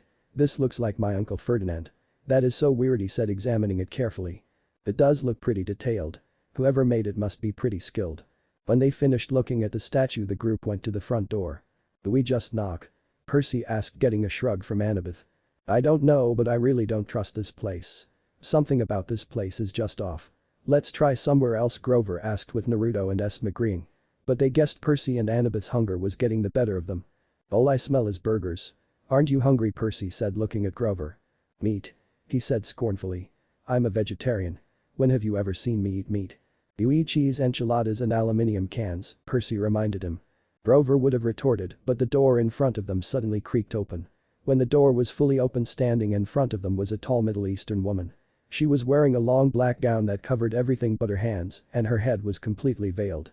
She had coffee-colored hands that looked old, but they were well manicured and elegant. By looking at her, perhaps she had been some sort of model, and getting old was not something she enjoyed due to the fact that she was completely covered up. Children, it is too late to be out all alone. Where are your parents? She asked with a very thick accent. Listening to her accent, Annabeth thought she might have been from the Middle East. Naruto instantly stepped up. Sup lady, how you living? We hungry as fucking and are here to eat. So you gonna let us in? Annabeth, Percy and Grover stared at Naruto with wide eyes and gaping mouths. Really? Starving children? The woman gasped dramatically. Oh, my dears, come in, poor hungry children. I am Auntie M. Go straight through to the back of the warehouse, please. There is a dining area. The two kids sighed in relief and Naruto's frown deepened. They most definitely should have been sent away or at least yelled at for being rude. But no, the woman laughed it off, she almost seemed eager to let them in. Naruto, what the hell? Hissed Annabeth angrily. Naruto said nothing as they walked through warehouse. They all saw that it was filled with more statues, people in all different poses, wearing all different outfits and with different expressions on their faces. What was off-putting was that many of them looked like they had scared faces, plus the eyes of the statues just looked like they were following them. Eventually they arrived at the back of the warehouse to see a room with a dining table with some chairs around it. They saw that there was a fast food counter with a grill, a soda fountain, a pretzel heater, and a nacho cheese dispenser. Everything that you could want was there and it was all theirs. "Please take a seat my dear," she said, gesturing to the chairs at the table. Grover said reluctantly, "How much money would it cost ma'am?" No, children. No money. This is a special case, yes. It is my treat for such nice children." "Thank you, ma'am," Annabeth said before Auntie M whipped her head around to look at her. When she did, Naruto saw a quick look of anger cross her face before she managed to get back under control. Naruto wasn't sure if anyone else noticed it, but it was a little off-putting. "Quite alright, Annabeth," she said. "You have such beautiful grey eyes, child." She then turned to look at Naruto. "You young man are very handsome." Naruto helped him down on a seat. Thanks." Auntie M then went behind the snack counter and started cooking. While she was away, Naruto sprang into action. Peter and Gore. "We must go and see that statue of man looking like he's having an orgasm," he said loudly as he grabbed Percy and Grover by the back of their shirts and dragged them out of the chairs. "See, look at his face. Like some bitch is sucking his soul out." Naruto randomly pointed at statue with a horrified look on its face. He then wrapped his arms around the two boys and brought them in. "Gore," he whispered to Grover, but Percy could also hear. "Your Uncle Ferdinand, did he really look like that statue?" Confused Grover nodded slowly. "Yeah, he did," he answered in whisper. "I saw you examine the statue, was it exactly what a satyr should look like? Were any details missed?" Naruto asked quickly. "And now that I think about it, it was pretty accurate." Percy finally caught on. "Grover, what happened to your Uncle Ferdinand?" he asked in a harsh whisper. "Oh, he was killed by the monster med." Grover covered his mouth in realization. The three paused as it finally sank in. "Every single statue looks like it saw something horrific," Naruto muttered. "And there isn't a goddamn gnome in sight. And there are hundreds of them." Percy added, his face paled. "Okay, listen up, oh man, this statue is so lifelike, I bait her to get in close and I'll pin her. Then Percy, you go in for the kill. Take out your pen under the table to be ready. Grover, act as normal as you can. And make sure you're not seated too close to the table, you need legroom for you to jump into action, got it?" The boys nodded. "Naruto, Grover and Percy, your food is ready," the lady called as they all stiffened. "We didn't even introduce ourselves, I've been calling you Peter and Gore," Naruto muttered as the boys turned. They walked towards the table. Auntie M set the trays of food on the table. The boys were hesitant to eat, and when Annabeth tried to eat a fry, Naruto stopped her hand underneath the table. She was about to ask what was wrong when Esm grabbed a fry from her plate and ate it. "It's really good. Diggin' guys," she said. "Sorry about that, Sandra," Naruto said as he rubbed the back of his neck. "We forgot say grace, didn't we guys?" "Yeah, grace." He praised God. They ate their food slowly. Though he was really hungry, Percy stayed vigilant. He was waiting for his time to strike. But things changed as Auntie M sat on the opposite side of the table. Her fingers interlaced as she stared at Percy. "Hey, Auntie, this food is fucking delicious," Naruto yelled as put on his best smile. The stare she was giving Percy was unnerving. Never charmed a monster lady before, should be interesting. "Oh my, thank you," she said. "You know you can make a fine wife." "Oh my, I'm flattered," she said with a giggle. "You know I would ask you out, but I'm ugly and someone as beautiful as you wouldn't want me," Naruto said sadly, playing with his fries as he pouted. "Oh dear, you're so beautiful. But the girls I ask out say I'm too ugly." "Don't listen to them, young man. You are very handsome," the woman declared passionately. "Really? Then come over here and prove it," Naruto said as he stood from his chair and moved to the side. "A woman as beautiful as you telling me I'm handsome is just some dream." "Then what do you want me to do?" Auntie M asked, confused as she moved off her chair and stood in front of Naruto. He was few inches taller than her. "Touch me as I touch you," Naruto said with a foxy grin. "If you say so, my dear," she said as her wrinkled rough hands went to his cheeks. "Sorry, my hands are a bit rough from all the sculpting." "No problem, you gorgeous MILF," Naruto's hands instantly went to her bum, giving them a firm squeeze. "Your body is perfect." "Oh you?" She laughed as Naruto played with ass. Meanwhile, "That nacho cheese sure looks delicious," Percy said blankly as got out of his chair. Quietly he made his toward the nacho cheese dispenser, next where Naruto was. Pen in hand, Percy slowly got into a stance. "This ass is beautiful," Naruto purred as Auntie M giggled. "You like my ass, don't ya? In my prime even gods came down just to get a glimpse of it." Those were her last words. Percy sprang into action with a silent battle cry. He moved.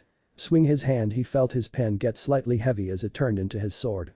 Everything was in slow motion as Auntie M slowly begun to fall, sword Anaclosmos meeting her neck as its sliced head fell with a thud along with the body. "I really hope she was not some super nice but weird lady that we just beheaded," Percy said as he caught his breath. Celestial bronze doesn't work on normal people, it just passes right through them. Naruto said as they stared at the head, the body having turned into a golden dust. I'll be back. Naruto, Annabeth called after him. What are you? Naruto searched the back of the warehouse until he found Medusa's office.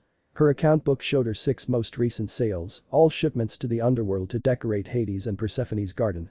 According to one freight bill, the underworld's billing address was Doe Recording Studios, West Hollywood, California. He folded up the bill. Greek underworld's address. Esm said, who appeared behind him. Yes, Naruto said and stuffed address in his pocket. Upon coming back they found Percy writing something on a taped-up cardboard box. Upon closer inspection it was. The gods. Mount Olympus. 600th floor. Empire State Building. New York, New York. With best wishes. Percy Jackson. Naruto and Esm just laughed while Annabeth looked shocked and Grover looked like he was going to faint. Percy, they are not going to like that. They will take it as an insult. Grover said, hoping to change his mind. Next time they won't be careless as to lose their most powerful weapon. He growled. And send kids to find it for them, Naruto said. That too. Percy yelled. So how do I? The box glowed and vanished in an instant. Where did it go? Since it's addressed to the gods, Hermes probably collected it. It is his job as the god of messengers after all, so the gods will probably get it soon, no doubt. Esm answered. Okay, Percy nodded. Now that's taken care of, you 3 come here. The trio Annabeth, Percy and Grover now stood in front Naruto. You damn foolish brats. Naruto's hands instantly went to Annabeth and Percy's heads. His fingers digging into the scalps painfully. I'll go to find important stuffs, Esm said from the side as she went to the cooking area. Naruto. Annabeth cried as she tried removing his grip but failed. Ow. Why? Percy asked as he too tried to remove the hand. Annabeth, said girl instantly stopped her struggle. To quote a conversation you and Percy had. At camp all you do is train and train, but the real world is where the monster are at. This is the real world and we encountered a real fucking monster. But I killed. By pure luck. If Medusa wanted she would have killed you the moment she set her eyes on. But for some stupid reason all she did was feed us. And you 2 idiots didn't even notice that something was off. Naruto said with scowl on his face. What do you want from us? Demigods can't sense monsters. Percy yelled angrily. That's true, but we have someone that fucking can. Naruto growled and forcefully turned their heads to Grover, who jumped at the stare. Grover has a strong sense of smell because he is a satyr. Satyrs are able to tell when monsters, demigods, minor gods to an extent or other creatures when they are nearby, Naruto said as Annabeth's eyes were widened in realization. Of course. The moment we got here Esm and Grover had expressed their discomfort multiple times, but all you brats thought of was staffing your faces. Naruto's grip tightened. So the next time the guy who can sense monsters says he feels nervous about a place we hear him out, got it? Yes, Captain. Yes, sir. Good, he said as he let them go and looked at Grover, and you Grover, don't doubt yourself. If you feel we are walking into a trap then spit it out. Why yes, sir. Good, now go help Esm with picking anything we might need. Chapter 9. Simba and Anteater. An hour of walking and it was decided that they needed a camped out in the woods, 100 yards from the main road, in a marshy clearing that local kids had obviously been used for ground was littered with flattened soda cans and fast food wrappers. This place is a dump, she muttered to herself as she looked around. Humans were many times place looked like it held a great many picnics, parties, and nobody cleaned up afterwards. There was garbages everywhere. Naruto, along with Grover, went to check the surrounding area while Esm pulled out 4 blankets from her backpack. One for Annabeth, one for Percy, one for Grover and the last one for her and Naruto. Well, this probably not the best place to camp out, Percy said. Grover said it's okay, Percy. We have some food and blankets. And we don't have any option, Annabeth said. Alright, I only have 4 blankets with me, that's all she could fit in her bag. Grover and Percy will share these, she tossed 2 blankets to Percy. The boy caught them and nodded his thanks. Annabeth, this one is yours, she tossed one to the blonde. I guess I'll have to share with Naruto. She said innocently. Wait, what? Listen here, Esm said as she stared down at them. These blankets are not as thick, only meant for one person, and if 2 or more people use this they won't be as effective. I can take the cold and so can Naruto. Our main concern is to survive and find the bolt. They nodded in understanding.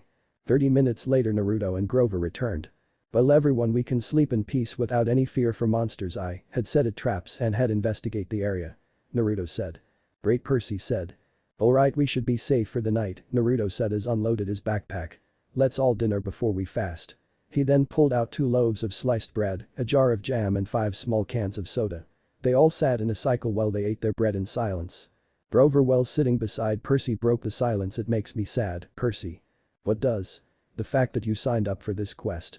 Percy asked. No, this makes me sad. Grover pointed at all the garbage on the ground. And the sky. You can't even see the stars. They've polluted the sky. This is a terrible time to be a satyr. Oh, yeah. I guess you'd be an environmentalist. Grover glared at him. Only a human wouldn't be.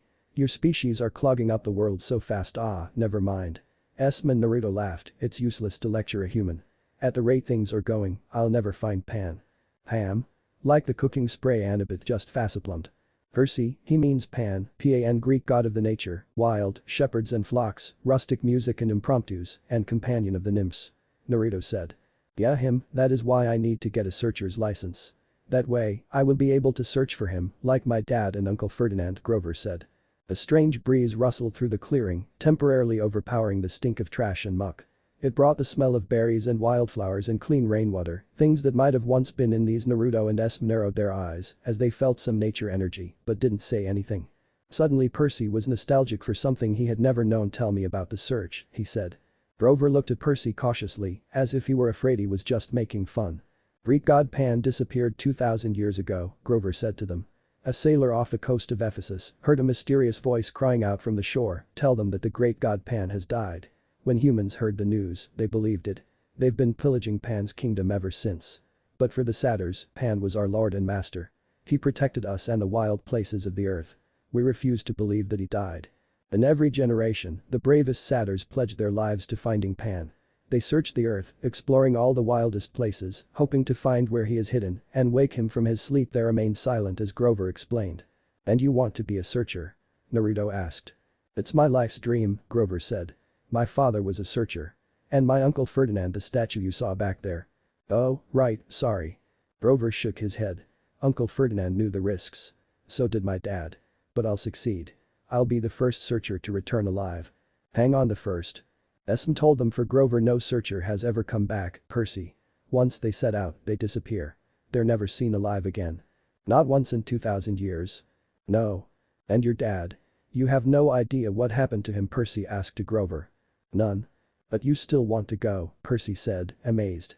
I mean, you really think you'll be the one to find Pan? I have to believe Searcher does. It's the only thing that keeps us from despair when we look at what humans have done to the world. I have to believe Pan can still be awakened. Annabeth smiled at her friend. You're the most bravest satyr I had ever seen, Grover said. Esme and Naruto nodded, which made him blush. Thanks. Percy stared at the orange haze of the sky and tried to understand how Grover could pursue a dream that seemed so hopeless. They had finished their dinner and decided to call it a night. Naruto was looking at the sky and stars while sitting close to a nearby tree. Esme decided to keep him company. Hey. She said as she unfolded the blanket and wrapped it around them both.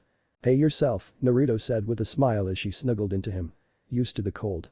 You could say that, Esme said with a smile. Said smile turned frown when she saw Naruto's face. What troubles you? I just feel sorry for Madoka after what she'd been through. I can relate to her a lot.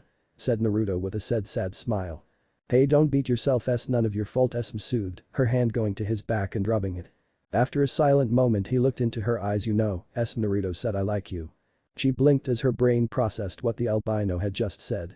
What? Naruto just laughed at the response and Esme blushed in embarrassment. Don't tease me like that, she pouted. No, it's serious. Naruto's smile turned sad and Esme hated the look on him. It hasn't been long since we met, but I feel attracted toward you. We just kinda click with each other. Esme smiles at his words. Naruto, I feel the same way. Never in my life have I enjoyed this much someone who I don't want to see as a friend. But rather, since the two were facing each other, Esme leaned in. A lover. As their lips met with each other. The kiss went on for 2 minutes and gasped. Naruto wrapped his hand around her waist and brought her close to him. She leaned into his chest.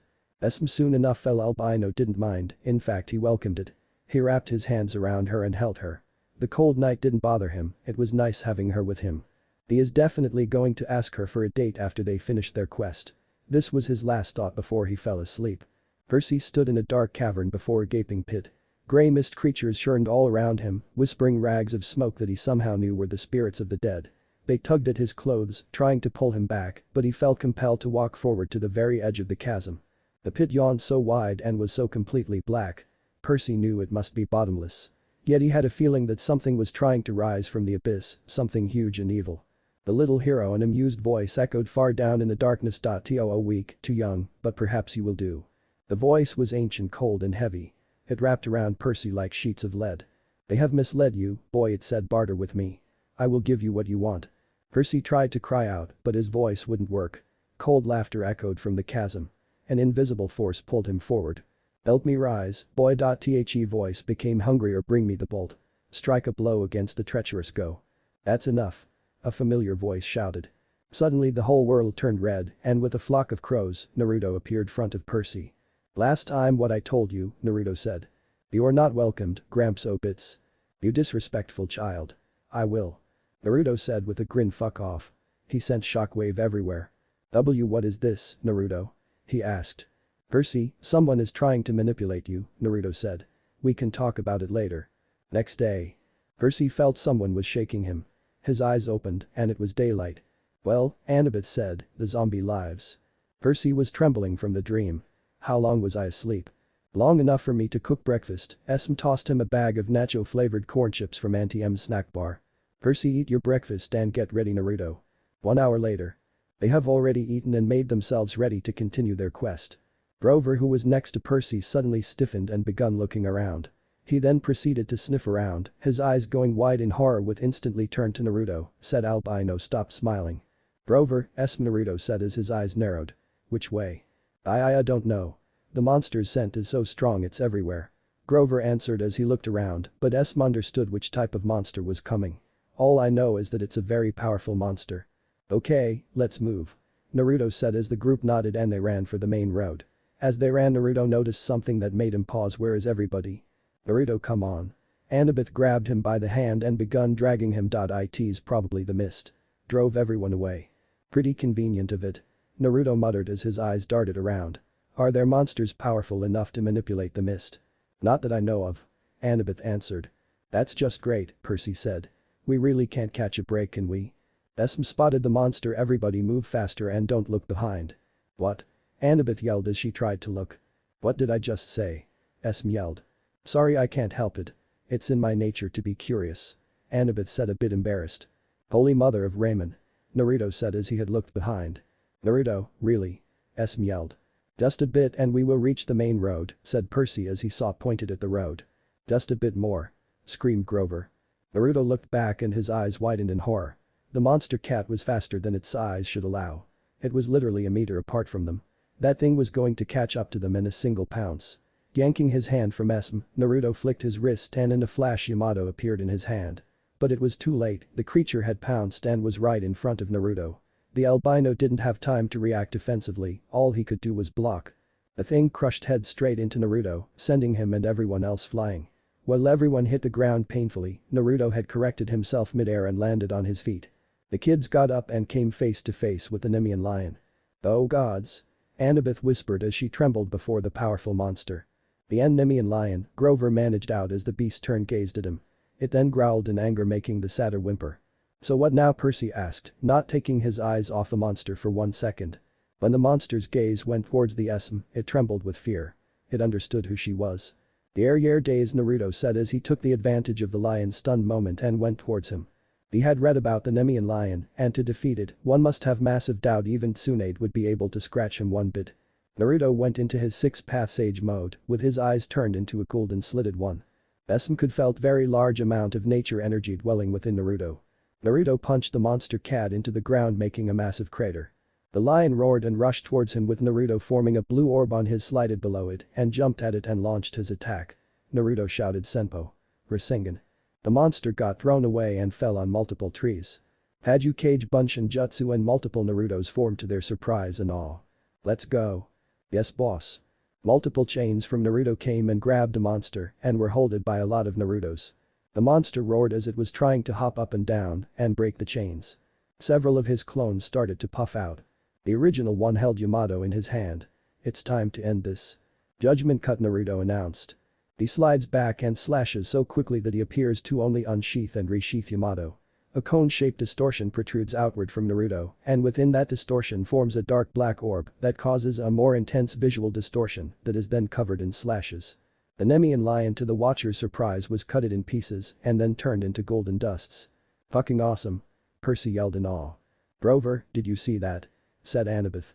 "Yes." Even Esme was surprised by him, but then shook her head. He was Naruto. He was unpredictable. Naruto went towards him as he was bombarded by a lot of questions. "What was that sword?" Naruto asked Annabeth. "The sword is Yamato. She was given to me by my father." Damn, Percy said in awe. "You defeated the Nemean lion, wow. I can't believe it," Grover said. "Well, you have seen with your own eyes, now." Naruto chuckles. "I wish my mother could also give me such a weapon." "Look, I will explain everything on the way, okay?" said Naruto. "Now we have to walk," said Percy. Unfortunately. Hours have passed as they continue to walk to destination, Los Angeles. Currently, they are walking besides the highway road. They continued to walk as a car was stopped on there. The car was a Toyota Fortuner. Inside it was a fat woman who was driving the car and a chihuahua. "Hello kids. Can I ask you what you young ones are doing here?" asked the fat lady.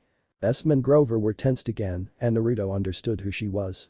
Esme thought in Eredishon Echidna, it must be because of that idiot Thunderhead. Ma'am, we are lost on our way to LA," said Naruto with fake hurted face. "Oh my. What a coincidence. I am also going there. Why not you all come with me? I drop you there." She said with a creepy smile which gave him shivers as it reminded him of Petamaru. The fat lady was confused when she saw Esme. She thought that she had seen that girl from somewhere. Naruto looked at his companions and gave them a look which they understood. Percy and Annabeth gulped. "Thanks ma'am," Naruto replied. Everyone went inside the car. Then the woman started to drive. They spent 2 days in the car with 2 weren't attacked once, but they didn't still kept their guard up. They slept from time to 4 were sleeping, 1 was always awake for guarding if they decided to attack. They had packed a lot of food so they didn't have any shortage for the food supplies. Currently they were in a patrol. The fat lady was in her car waiting and a long line for her were in a restaurant near that pump. "So," Annabeth asked Percy, "what had happened in your dream?" "What do you mean?" "You just mumbled something in the sleep." Percy was reluctant to say anything. It was the second time he had dreamed about the evil voice from the pit. But it bothered him so much he finally told her. "That doesn't sound like Hades," said Annabeth and Esme mentally nodded. "Because it isn't being is mine and Percy's grandfather," said Naruto, shocking all 4 of them. "Naruto, are you fucking serious?" asked Esme seriously. "The Titan King Kronos." Grover gulped. "Yeah. I sure of it." "Then, shouldn't we tell this to Olympians?" said Annabeth. Naruto snorted. "Even if I explained to them. Do you think their king would believe me?" Esme had to agree with that. "We will see about it later. First, we have 2 monster to get rid of," Naruto said and they nodded. "We will kill her and take her car. Then use it go to LA. Does anyone know how to ride a car?" Percy asked. "I do," Esme said with a smile. "Sweet sugarhead," Naruto said as the girl blushed. The fat lady was done with the filling the patrol. Naruto went to her. "Ma'am, can come you with me for a sec?" She was confused but nodded. "Lead the way, dear." She started to walk him along with her. They reached the back of the pump. She was confused. "What are we doing here?" Naruto asked the fat lady. Cut the act please. We know the truth about you being a monster from the which one that we don't know. As she was surrounded by Esme, Annabeth, Percy and Grover. Echidna, not to their surprise, started to laugh like a terrible cliché villain. "Ha ha ha ha. So, you knew I was a monster, you should have rejected my help instead of accepting it, fool." She was smirking evilly at them. The 2 young demigods and Satyr were scared while Esme and Naruto just deadpanned. The fat lady's chihuahua jumped down and started yapping at them. "Not now, Sonny," the lady said. The chihuahua bared his teeth at them, foam dripping from his black lips. "Well, son," the fat lady sighed. "If you insist." Did you just call the chihuahua your son?" Percy asked, getting a nod from the fat woman. "Chimera, dear," the fat lady corrected. "Not a chihuahua. It's an easy mistake to make." "See, Chimera and she called him her son," Grover said. "It means she is." "Echidna," Annabeth said. The fat woman rolled up her denim sleeves, revealing that the skin of her arms was scaly and green. When she smiled, they saw that her teeth were fangs. The pupils of her eyes were sideways slits, like a reptile's. The chihuahua barked louder, and with each bark, it grew. First to the size of a Doberman, then to a lion. The bark became a roar. It was now so tall it back rubbed against the roof. It had the head of a lion with a blood-caked mane, the body and hooves of a giant goat, and a serpent for a tail, a 10-foot-long diamondback growing right out of its shaggy behind. The rhinestone dog collar still hung around its neck, and the plate-sized dog tag was now easy to read. "Chimera, rabid, fire-breathing, poisonous if found, please call Tartarus Ext. 954. The snake lady made a hissing noise that might have been laughter. "Be honored, Percy Jackson and Naruto Uzumaki. Lord Zeus rarely allows me to test a hero with one of my brood." For I am the mother of monsters, the terrible Echidna." Percy stared at her. All he could think to say was, "Isn't that kind of an anteater making Naruto and others face fault?" She howled, her reptilian face turning green with rage. "I hate it when people say that. I hate Australia. Naming that ridiculous animal after me. For that, Percy Jackson, my son shall destroy you." The chimera charged, its lion teeth gnashing at Percy, but Naruto appeared front him on. Shinkyoku, wind release. Vacuum sphere. He took a deep breath and then exhaled several small blasts of wind chakra toward Chimera and Echidna. That sent them away. "Annabeth, Grover and Percy, you all deal with Chimera while Esm and I will deal the Echidna," Naruto said and nodded. They went towards Chimera while Echidna was rushing towards Naruto and Esm. "You." She pointed toward Naruto. "I am going to kill you slowly, painfully. We will see." She was hit by a lot of cans, grabbages and metals by Esm, who was using her telekinesis ability. Naruto rushed towards her, jumped and punched in the face. She was thrown and got hit on the wall making crater. "You." Naruto grabbed her tail and threw her towards Esm, who kicked her in the face. Maki Echidna spit some blood. "Damn you." Naruto bring out his chakra chains which pierced her entire body. First the chains were wrapped around her neck and lower body and started to pierced her hands, making her scream in agony. Chains then pierced her abdomen which came out from her back. She had massive cuts and several holes on her body and a look of fear. "No. It can't be." Naruto made a mini Rasen shuriken above his finger much to Esm's surprise and thrown towards Echidna which turned her into pieces and those said pieces then turned into dust. "Wow, that mini Rasen thingy was surprising," and cute Esm giggled. Thanks. Naruto were looking at each other into the eyes and started to get closer slowly. Their faces were dangerously close to one another. But before they continue. Guys, Percy interrupted. Naruto and Esm separated and groaned for the interruption. "Well, the Chimera is dead," said Annabeth. "Great. Percy defeated the Chimera all by himself," said Grover to their surprise. Really, Esm was surprised while Naruto was proud for him. "Good for you, Percy." "And we defeated Echidna together," Esm said with a smile. "Yup. I wish I was there to see you kick her ass." "Now, listen everyone, we will pack and leave within an hour, okay?" said Naruto to them who nodded. Chapter 10. Revelation. The next afternoon, 10 days before the solstice. As they were on their way to LA. They hadn't eaten since the night and were somewhere in Denver. "Let's try to contact Chiron," Annabeth said. "We should tell him about our progress till now." "We can't use phones," Percy said. "I'm not talking about phones." "What exactly are we doing?" Percy asked. Grover took out the spray gun and Naruto gave him the required money. "Here, take this, Grover," Naruto said. "Excellent," Grover said. "We could do it with a spray bottle, but the connection isn't as good." Percy asked, "What are you talking about?" He fed in the quarters and set the knob to fine mist. "I mean instant messaging." "Iris messaging," Esm corrected while driving the car. "Yes," Annabeth said, "the rainbow goddess Iris carries messages from the Greek. You know how to ask and she's not too busy, she'll do the same for half-bloods." "You summon a goddess with a spray gun." Grover pointed the nozzle in the air and water hissed out in a thick white mist. "Unless you know an easier way to make a rainbow." Everyone looked at Naruto. "What?" Naruto asked them. "Can you make a rainbow?" Grover asked. "You think I can do anything?" Naruto deadpanned. "Sorry, Yes, I can make a rainbow," Naruto said as they facepalmed at that answer while Esm just shook her head and stopped the car in quiet place where regular people couldn't see them. They come out from the cars as Naruto used water manipulation to make small rainbow. Annabeth raised a drachma over her head. "Oh goddess, accept our offering." She threw the drachma into the rainbow. It disappeared in a golden shimmer. "Half-blood hill," Annabeth requested. For a moment, nothing happened. Then they saw through the mist at strawberry fields and the Long Island Sound in the distance. The image seemed to be set on the porch of the big house. Standing with his back to us on the railing was a sandy-haired guy in shorts and an orange tank top. He was holding a bronze sword and seemed to be staring intently at something down in the meadow. "Luke," Percy called. He turned eyes wide. Percy could swear he was standing 3 feet in front of him through a screen of mist, except he could only see the part of him that appeared in the rainbow. "Percy?" His scarred face broke into a grin. "Is that Esm, Annabeth, Grover, you guys okay?" "We are fine, Luke," said Naruto. "Wanted to talk to Chiron. He's down at the cabins."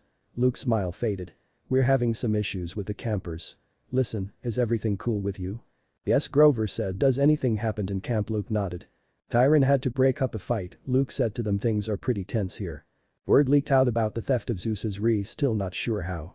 Now the campers are starting to take sides. It's shaping up like the Trojan War all over again. Aphrodite, Ares, Apollo and Hermes are backing Poseidon and Hades, more or less. Athena is backing Zeus. They were shocked to hear about this. Ams mumbled those demigods' children shouldn't worry about two childish idiotic brats fighting instead of talking like adults. This is fucking bad. Naruto said. I know. Luke said. I never thought Clarissa's cabin would ever be on my dad's side for anything. Percy thought. So what's your status? Luke asked. Shiren will be sorry he missed you. Before Percy could said Naruto told him everything in half-truth. I wish I could be there, Luke said. We can't help much from here, I'm afraid. Listen guys, I think the thief had to be Hades. He was there at Olympus at the winter solstice. I was chaperoning a field trip and we saw him. I don't think Luke. Naruto said. Remember, gods can't take each other's weapons directly. I'm sorry Naruto, but that's true, Luke said, looking troubled. Hades has the Helm of Darkness. How could anybody else sneak into the throne room and steal the Master Bolt? You'd have to be invisible. Luke didn't realize what he said. Percy, Annabeth and Grover didn't understood the true meaning of the words. He and Esme understood what he was secretly meaning to say. Well, take care of yourself out there in Denver, Luke said. Goodbye. The mist was gone and Luke's image faded to nothing.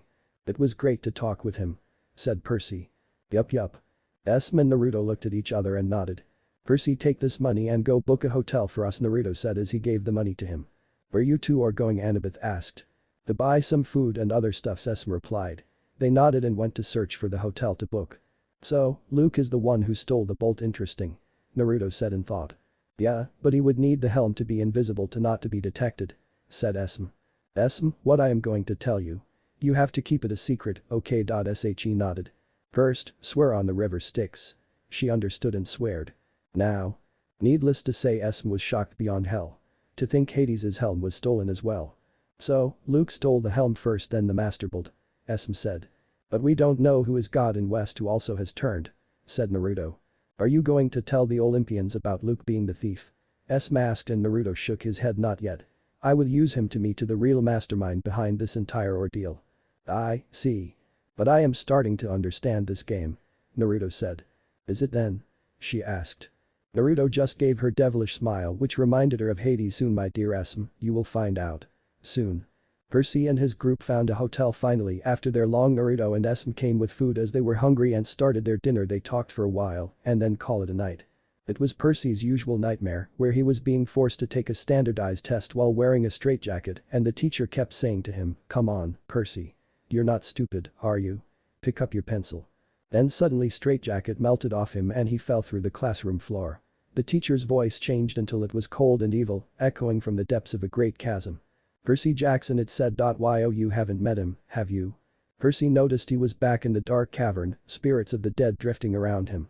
Unseen in the pit, the monstrous thing was speaking, but this time it wasn't addressing him.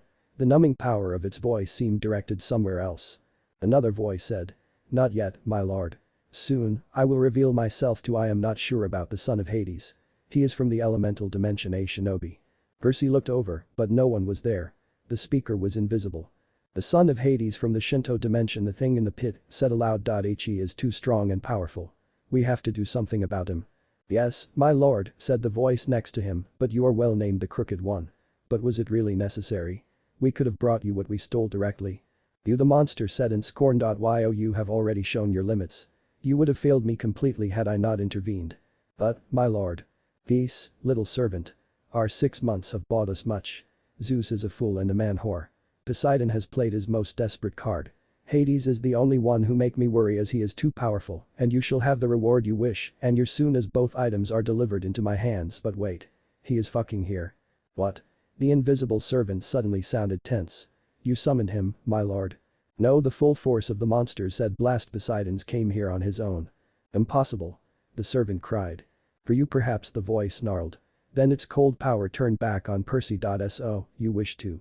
But the evil voice of black fire flames Naruto appeared beside Percy. "How many times do have I tell you are not welcomed?"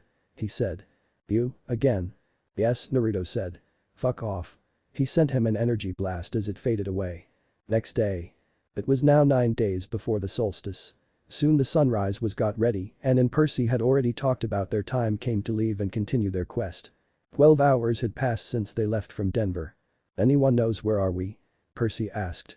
"We are 10 kilometers away from Las Vegas," Naruto said as he pointed the board which they were passing. "Okay. They passed the Monte Carlo, the MGM pyramids, a pirate ship, and the Statue of Liberty, which was a pretty small replica, but still made Percy homesick. They decided to take a break as Esm parked the car in a parking area of a went to several places and stores and bought some important things for their camping in the quest. On their exploration of the place, Naruto and Esm got separated from them because of the huge crowd. Percy, Annabeth and Grover searched them when they made their way to a dead-end street with a building at the end of it with a banner saying Lotus Hotel and Casino. The entrance was a huge neon flower, the petals lighting up and glittering chrome doors were open, spilling out air conditioning that smelled like flowers lotus blossom. The doorman smiled at them. "Hey, kids. You look tired. You want to come in and sit down?" Annabeth, Grover and Percy were tired and wanted a little break, so they agreed and nodded to him. Then they went inside the casino. Inside, they took one look around and Grover said whoa. The whole lobby was a giant game room. There was an indoor water slide snaking around the glass elevator which went straight up at least 40 floors. There was a climbing wall on the side of one building and an indoor bungee jumping bridge. There were virtual reality suits with working laser guns. And hundreds of video games, each one the size of a widescreen TV. There were a few other kids playing, but not that many. No waiting for any of the games. There were waitresses and snack bars all around, serving every kind of food you can imagine. "Hey." A bellop said. At least they guessed he was a bellop. He wore a white and yellow Hawaiian shirt with lotus designs, shorts, and flip-flops. "Welcome to the Lotus Casino. Here's your room key." Percy stammered, but. No, a bellop said, laughing, "The bill's taken care of. No extra charges, no tips. Just go on up to the top floor, loom 4001. If you need anything, like extra bubbles for the hot tub or ski targets for the shooting range or whatever, just call the front desk. Here are your Lotus cash cards. They work in the restaurants and on all the games and rides." He handed them each a green plastic credit card. There must be some mistake. Obviously he thought we were some millionaires' kids, Percy thought. But he took the card. "How much is on here?" he said. The bellop eyebrow knit together. "What do you mean?" "I mean, when does it run out of cash?" The bellop laughed. "Oh, you're making a joke. Hey, that's cool. Enjoy your stay." They took the elevator upstairs and checked out the room. It was a suite with 4 separate bedrooms and a bar stocked with candy, sodas, and chips. A hotline to room service. Fluffy towels and water beds with feather pillows. A big screen television with satellite and high-speed internet. The balcony had its own hot tub and sure enough, there was a skeet shooting machine and a shotgun, so you could launch clay pigeons right out over the Las Vegas skyline and plug them with your gun. The view over the strip and the desert was amazing, but with a room like this, they probably wouldn't have any time to check it out. "Oh, goodness," Annabeth said. "This place is sweet," Grover said. "Absolutely sweet." Percy saw there were clothes in the closet and they fit him. He frowned, thinking that this was a little. All went to their own rooms and took a shower. When he came out of the bedroom and he found that Annabeth and Grover had also showered and changed clothes. Grover was eating potato chips to his heart's content while Annabeth cranked up the National Geographic channel. "All those stations," Percy said to her, "and you turn on National Geographic. Are you insane?" "It's interesting," Annabeth said. "I feel good," Grover said. "I love this place. I wish Naruto and Esm were here with us," Annabeth said. Naruto and Esm separate themselves intentionally so they could spend some time together. Just the two of them. They went to different shops and places. Naruto bought a special necklace for her. It was a golden heart-shaped pendant with love embedded on it. Esm loved the sweet gift which Naruto gave her. Currently they were sitting on a bench beside a happy and lovely moment was stopped by a man in a car with high volume of music. Naruto and Annabeth saw the owner of the car was a young guy who looked to be in his early 20s. "Excuse me," Naruto said, "could you turn it down a little? Your kind music is a bit loud." "That lost," driver said arrogantly. "You don't have any manners," Naruto said. "That lost, you kid, and take your girlfriend with you," driver said. "I will ask again, turn the music down." The driver just growled a little. "No," he said. "Very well, then," Naruto said. He punched the car bonnet with such force, the car flipped over them and crashed upside down. "Next time it wouldn't be your car, it would be you," Naruto said in a dark tone. The driver looked at Naruto with wide eyes. Then he screamed like a girl and ran away from there. "Idiot," Naruto smirked. Esm started to laugh loudly. "Haha, that was rich," she said. "Yeah, let's have enough enjoyed. We have to find our other group, eat as I hungry and tired, then leave for LA.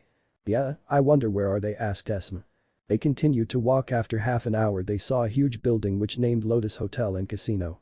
Esm was sweating and nervously gulped as she knew what kind of casino it failed to see her expression. Naruto saw the doorman and went to him. "Hello, sir." have see 3 kids who were 15 years old. Yes, you mean a black-haired boy with a blonde girl and a brown-haired boy, said the doorman. Yes, they went inside. Naruto nodded. Naruto wah. Let's go, Naruto said as he went inside the building. Oh. Fuck, as she followed him inside the building. The first things he noticed upon entering this place was time.